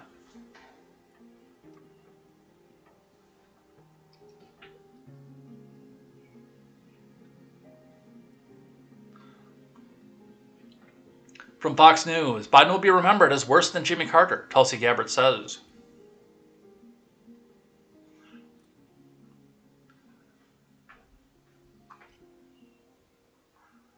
Former Hawaii Rep. Tulsi Gabbard joined the Five on Tuesday to discuss the White House's fixation on President Biden's approval ratings instead of suffering Americans. Tulsi, first of all, stop thinking about yourself and actually think about getting things done for the American people. I think that the first problem is that they're concerned about how they look. Second of all, I think they've got it completely wrong. Biden will be remembered as being worse than Jimmy Carter. No, he won't. He saved us from the evil orange menace, don't you know? Because they're talking about gas prices and inflation and how things were bad then and now. But they're ignoring the fact that Carter's policies didn't fast-track us into a new Cold War or push us into a place where we're closer to nuclear war now than since the Cuban Missile Crisis. Carter didn't denounce and reject half the country as domestic terrorists. Carter didn't sic the Department of Justice on parents who are trying to fight for their children's education. And the list goes on and on. I really wish the President of the U.S. and the White House would really focus on actually doing the work of the American people, rather than thinking about perceptions or politics or elections or all of these other things. And that is spot on. And that is really the biggest problem with politics now. Go look on the leftoids. Go look up your local leftoid, especially if you're in a Republican incumbent district. Banning this might not apply to you. But look at the newest dude from Kentucky. I can't think of his name right now. God, I can't think of his name. I can see his face. I can't think of his name. Running against Rand Paul. Look at Marcus Flowers. Look at the myriad of people that are trying to unseat Ron Johnson in my state. Look at the Biden campaign from 2020. Or the Buttigieg campaign. Or the Klobuchar campaign. Or the Warren campaign, for that matter. Look at Nikki Fried in Florida. Look at Beto O'Rourke in Texas. What do they all have in common? Look at their campaigns. They have no words to tell you what their agenda is. How they want to improve, and by improve I would say get out of your life, but how they want to improve your life. Their campaigns, and I specifically mentioned those names. Man, I can't think of that dude's name though. Who's the Kentucky Senate guy? That's going to drive me nuts. Kentucky Democrat Senate candidate. Booker. Charlie Booker. That was his name. Their message is, vote for me. I am not, insert Republican incumbent's name here. Charlie Booker. Vote for me. I'm not Rand Paul. Marcus Flowers. Vote for me. I'm not Marjorie Taylor Greene. Nikki Fried. Vote for me. I'm not Ron DeSantis. Beto O'Rourke. Vote for me. Vote for me, bro. I'm not Greg Abbott. It is about politics and power. It's about coming off of there. It's about smearing your opponent down into the ground. Tom Nelson up in Wisconsin. Vote for me. I'm not Ron Johnson. They have no agenda. And Klobuchar, Buttigieg, those were the big ones. Bernie tried to have a verifiable agenda. Warren. Castro is another one that was up there, which I don't think the U.S. is ready to have a President Castro. I'm sorry. There's just too many remnants of Cuban America here. But what were their campaigns? You have to vote for me. I'm not Donald Trump.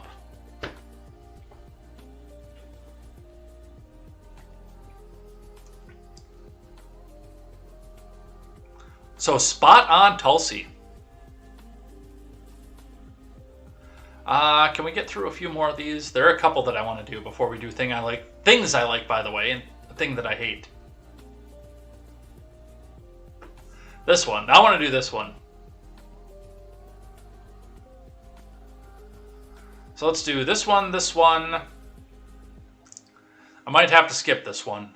As much as we want to talk about the Clinton body count, I'll be talking about that in another podcast on Friday, which I believe is pre-recorded and will be released later in the week. Of course, once we get done, that will be on the audio platform, so don't fret. With links to go and see the creator. I don't even know what the show is called. I know who's doing it, but... yeah, there are a few of these that I want to get to yet. And I know we're going to be spending the majority of the show tomorrow both doing live chat, by the way. Just remember to get your commentary in here so I can say thank you. And then we'll be checking in with the live chat tomorrow. But I know the majority of what we'll be talking about is prime time! January 6th committee! We can't do this at 10 in the morning like we usually do. So let's touch on this one briefly. From the Blaze, former Dem congressman pleads guilty to orchestrating ballot stuffing scheme to benefit Democrats. From Chris Enlow. Disgraced former Democratic Congressman Michael Ozzie Myers has pleaded guilty to ballot stuffing in multiple elections. Myers was infamously expelled from the House, the only member of Congress to be expelled in the 20th century, in 1980 after being caught up in a bribery scandal. He was later convicted of bribery and conspiracy. He was sentenced to 3 years in prison.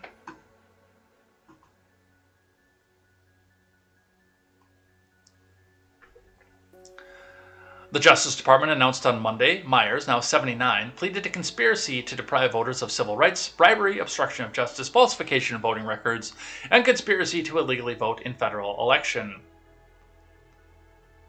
According to the DOJ, Myers orchestrated schemes to fraudulently stuff ballot boxes for specific Democrat candidates in 2014, 2015, 2016, 2017, and 2018 in Pennsylvania.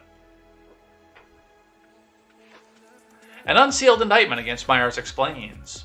As a political consultant, defendant Myers held himself out as an effective and successful political operative, capable of ensuring his client's electoral success. Defendant Myers exercised influence and control in Philadelphia's 39th Ward by distributing cash payments and supporting families, friends, and allies for elective office in the 39th Ward, and installing ward leaders, judges of elections, and Democratic State Committee persons. Although the scheme described below, Myers advanced his political and financial interests through fraudulent and corrupted means by engaging in ballot stuffing scheme that enabled him to take credit for the electoral success of his Philadelphia-based clients and preferred candidates, secure his standing in the local party politics that enabled him to control and influence the 39th Ward and influence the distribution of local patronage jobs. Basically, from the sounds of it, he got caught because of 2,000 Mules, which I have not yet seen, so no spoilers. I want to see what this donkey farm actually looks like. I don't want to see any of the going on between the horse and the donkey, but I do want to see what the farm looks like.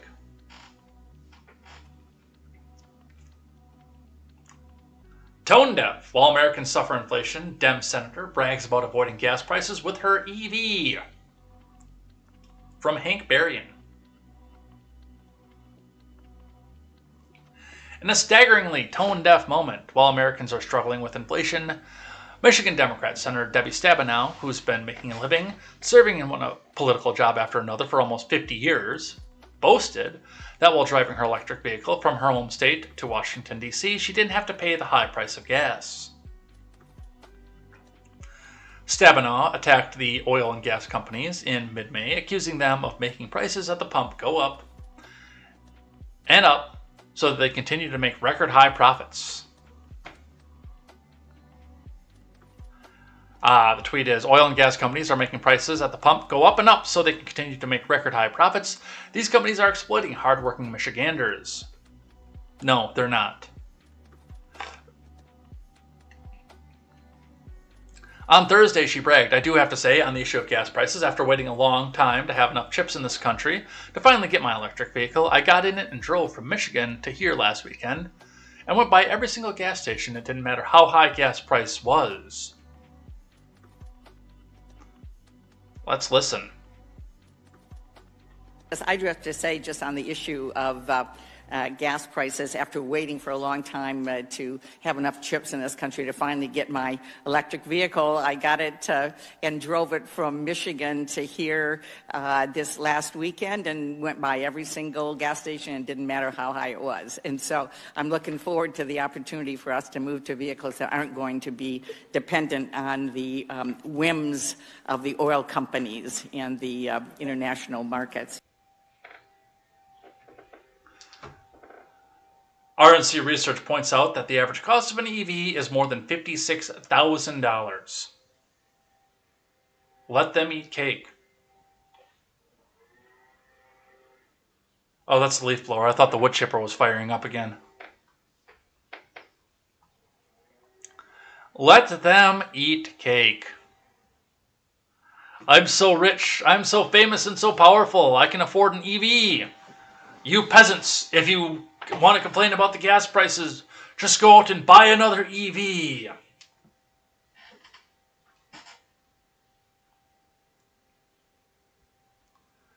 Alright, what else do we have here? Oh, this one. This is great. I love this one.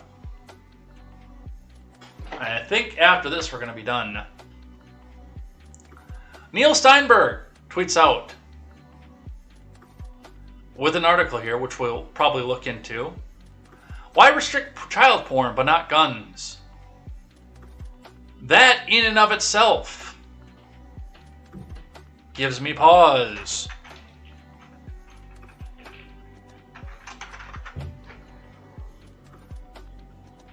Hold on, we need the appropriate sound for this.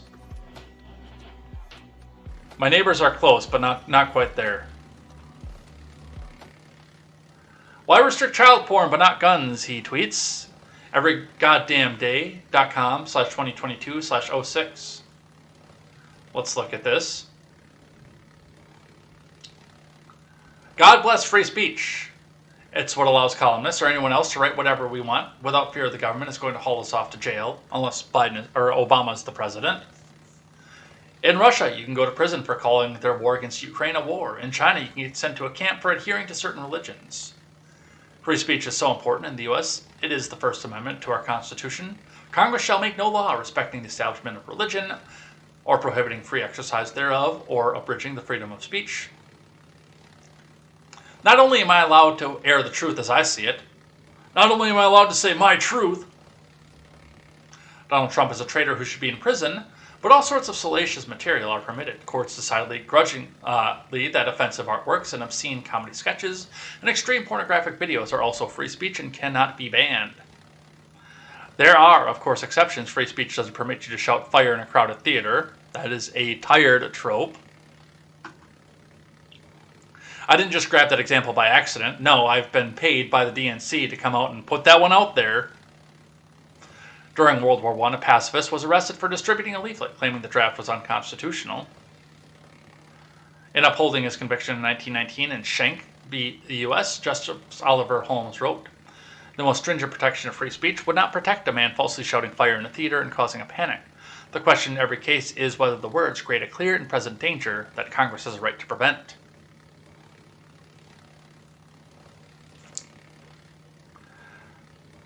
Half century later, the Supreme Court decided we are a great enough nation that our freedoms extend to even resisting a war that we're currently fighting. There you go. You are not free to deliver a speech urging your neighbors to kill somebody. Nor can you own child porn, and it's important to understand why. Child porn is among the most restricted material in our society. You don't have to produce it or sell it to commit a crime. It's a crime simply to possess it. Why does child porn merit such a unique level of suppression? I'll give you a hint. It's called child porn. Children cannot consent to sexual acts with adults and are severely damaged by being forced to do so. Child porn hurts children, so we fight it with all legal mights our nation can bring to bear, even if it infringes on our fundamental freedoms.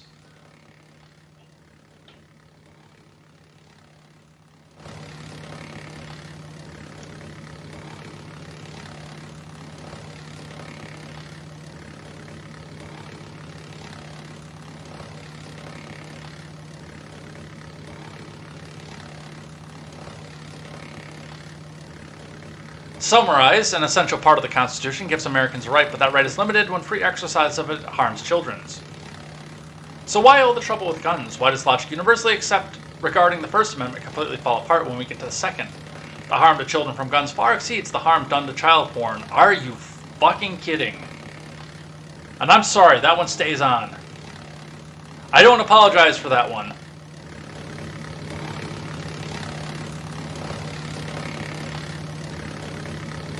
Over the last 2 decades, more children have died from guns than on-duty police officers and active-duty military combined. Joe Biden said in his June 2nd speech on the need for sane gun laws.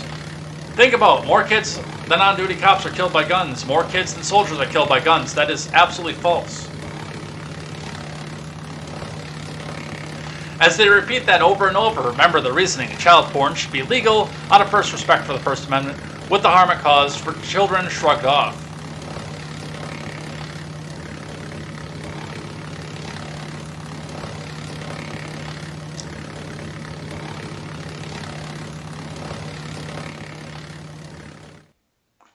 So, that's where that sick bastard goes with that.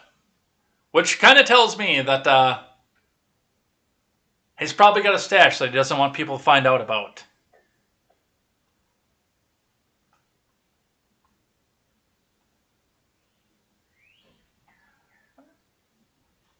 That's your shot. Here's your chaser. Sun-Times columnist denied gun sale due to alcohol abuse, domestic violence charges.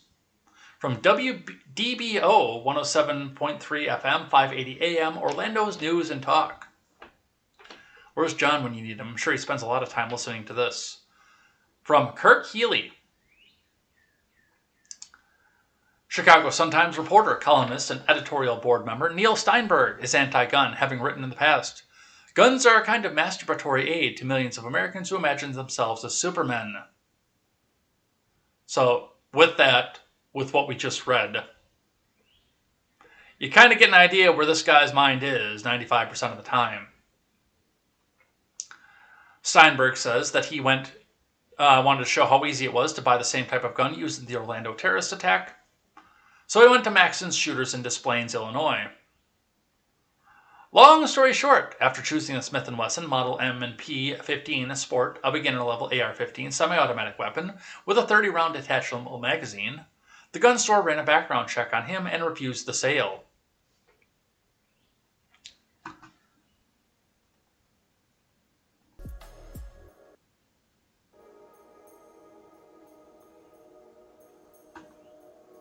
According to the clerk, Steinberg copped an attitude saying, "You sell to terrorists and you sell to insane people, but you won't sell to a reporter?"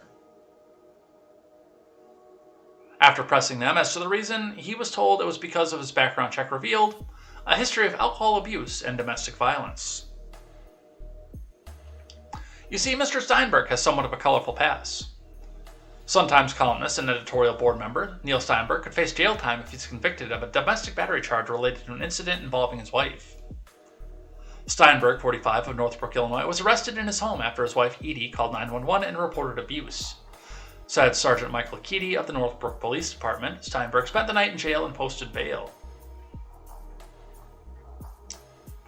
Edie Steinberg had first tried to call emergency services on another telephone, but Neil Steinberg hit that phone out of her hand, causing minor injuries, KTZed. She was able to call 911 on another phone, he said.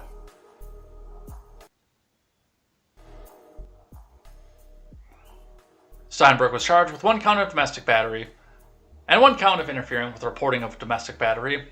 Both are misdemeanors and carry sentences of up to a year in jail. After completing alcohol treatment, charges were dismissed, which is the reason he was able to get a FOID card in Illinois.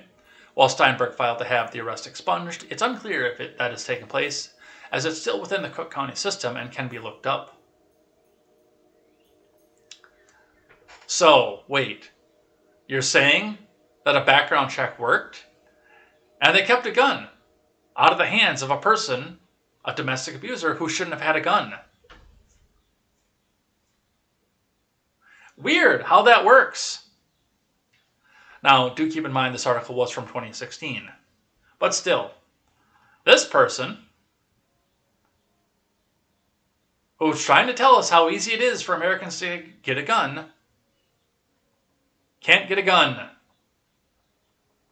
Or couldn't as of 2016, as of 6 years ago. Isn't life grand?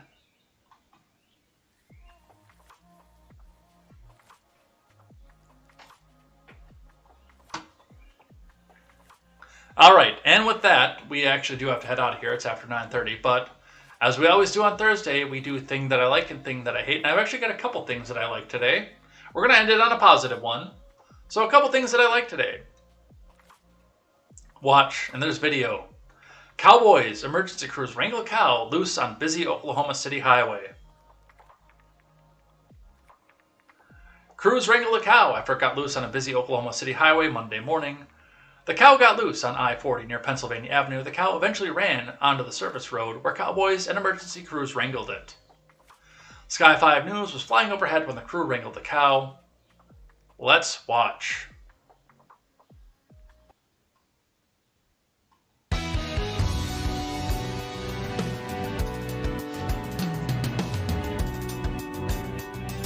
Get him, get him, get him, get him. Stay on him, stay on him. Yes!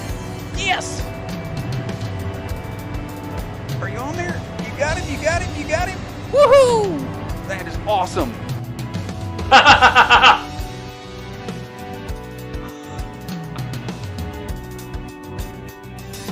Now, get the hinds. Get the hinds. I love the coaching. All right, get off the horse. Get off the horse.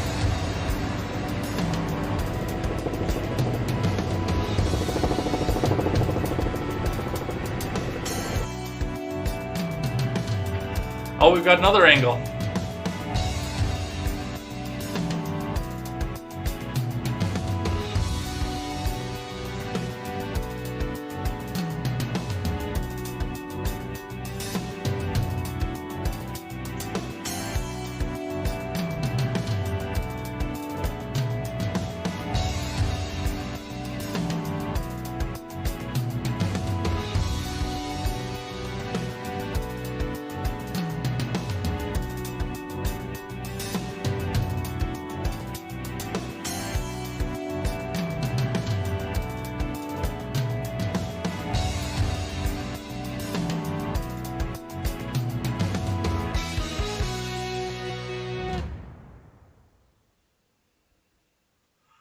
That is amazing.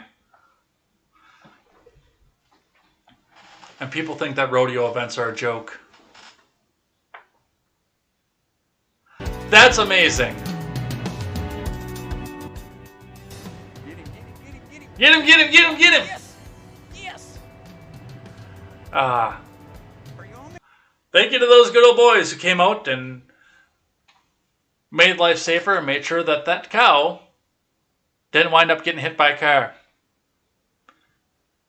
And can continue her long and happy life. And this, coming right from Demolition Man. Now, I like the idea, I like the concept, I think this is cool. But I'm more on the fact that this is in one of the worst neighborhoods in the Midwest. Axios Twin Cities reports, the Taco Bell of the future comes to the Twin Cities. Well, the Taco Bell of the future is, in the future, all restaurants are Taco Bell. They won the franchise wars. From Nick Halter. The pandemic sped up the evolution of fast food, and the newest Taco Bell in the Twin Cities is a peek into the future of the industry. Local franchisee Border Foods opens the first ever Defy restaurant today in Brooklyn Park, which is where the taser lady shot that kid, just so you know. The kitchen was built above 4 drive-through lanes and a takeout window. A locally engineered conveyor system lowers the food down to pickup kiosks.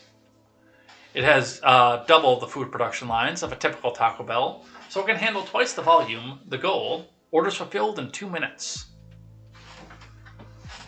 Taco Bell already boasts the fastest drive-thru service in the business, according to the 2021 QSR Magazine drive-thru study. The average total time on a fast food line was 346 seconds. Taco Bell came in at 268 seconds.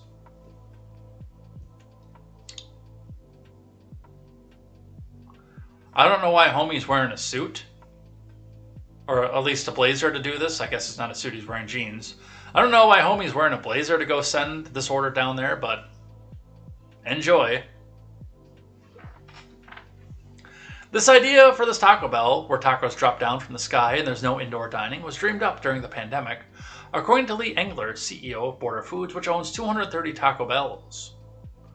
Engler said that pre-pandemic, about 65 to 70% of sales at Border's Taco Bells came from the drive-thru line. Now that number is north of 90%, even as the pandemic wanes. We saw a lot of behavior change and we don't see the old way coming back, he told Axios during a tour on Monday. Fast food restaurants everywhere are trying to figure out how to deal with more drive-through traffic as the explosion of food delivery services like Uber Eats and Grubhub.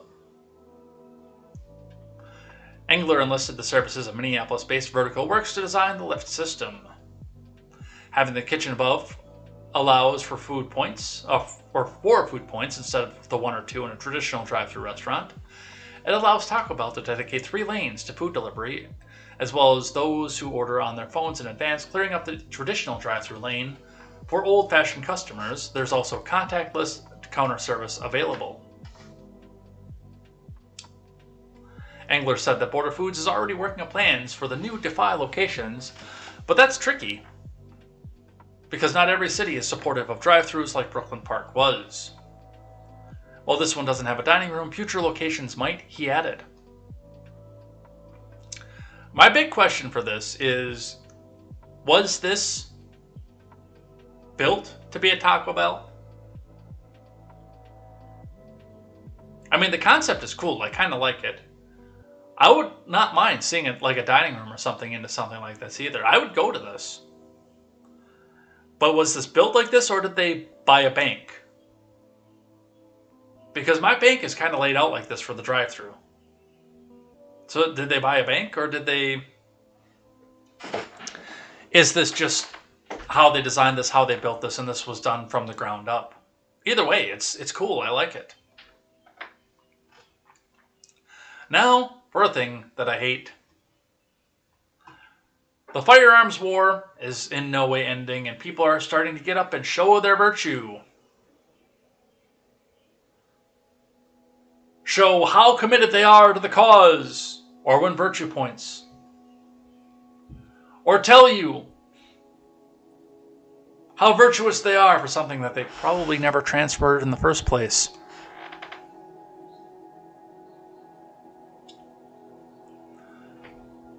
From the Blaze, though, a major trucking company says it's done transporting firearms. I was unaware that this company, which I'm familiar with this company, ever transported firearms to begin with. Major trucking company Saia has announced it will no longer transport firearms amid a renewed national debate on gun control, FreightWaves reported on Monday. The Georgia-based logistics and shipping giant reportedly announced a new rules tariff last week in the wake of several mass shootings, including ones in Buffalo, New York, and Uvalde. The tariff discontinues the shipment of firearms, including handguns and rifles, both assembled and disassembled, meaning it also covers the shipment of parts that could be assembled into a firearm once the carton was open. FreightWaves noted that Saia will continue to transport individual firearm parts, such as gun barrels and grips, along with ammunition, which is a separate commodity classification under its hazardous material rules. The outlet added that LTL, less-than-truckload carriers like Saia, have always had a fraught relationship with gun manufacturers, in part because of the potential for dangerous theft and supposed negative image. Even before the latest spate of shooting, carriers have distanced themselves from the commodity, FreightWaves said. Today, it's easy to make the case for shedding the business due to negative optics, a general lack of comfort in hauling the product, greater liability, and the risk of theft. The last issue is potentially serious given the multiple handoffs involved with LTL shipments and the number of people handling the product from pickup to delivery, it added. LTL carriers and contracts to FTL carriers transport products or goods for customers that don't take up an entire truck.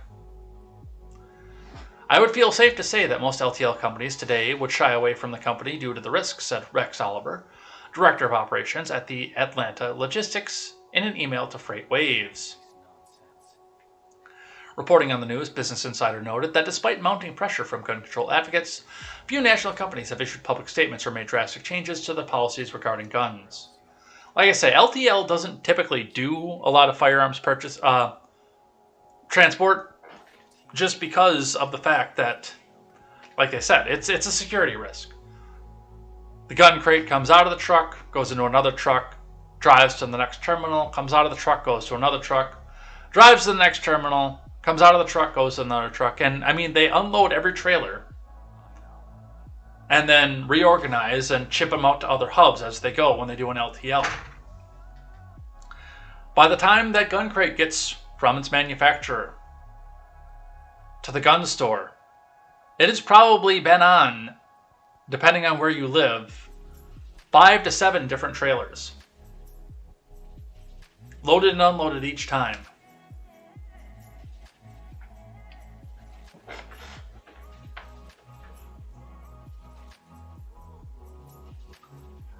And that's a lot of question as to the chain of custody for something that is, for whatever reason, still regulated by the federal government.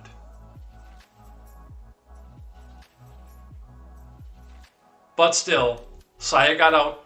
They got to make their big statement. They got to tell you how virtuous they are. How much they hate what's happening. I hate the current thing. The current thing is bad. And now you know. You can support Saya because current thing bad, and they say so. Alright, and with that, we're out of here. We're done.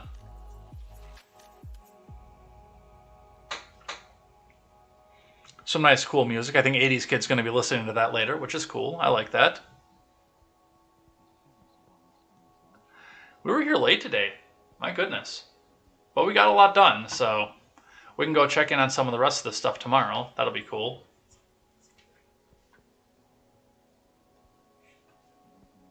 Allergies tamed down too. That was kind of nice.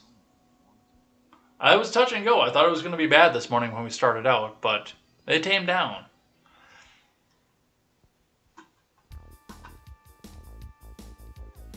All right, so with that, we are going to head out of here for the day. Thanks everybody who came by and chatted in the live chat. Everybody that came and hung out. Everybody who was here for the chat and the chatter. We've got some new names in here. We got some detractors as well throughout the day yesterday, and even some followers bots as well.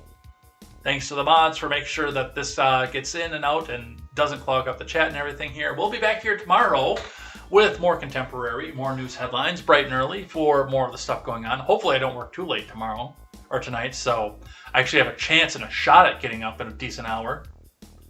Because that's it. I've been working 10-hour days for the last couple of days, and yeah, it definitely affects the sleep schedule, I'll tell you that.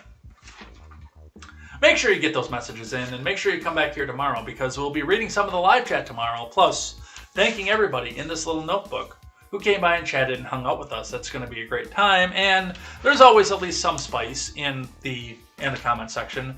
Do keep in mind that we are trying to shift the focus and trying to keep pace with the AM radio guys who go under FCC restrictions, so I do encourage the spice, but do keep in mind that there might be some things that I can't read because of the direction we're trying to take this in. So, but you'll be recognized at least, and I'll say, hey, person X, I can't read that because somebody might have kids in the car.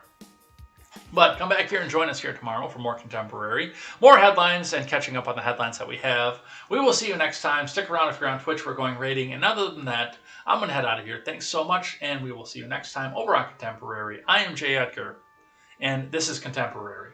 Take care.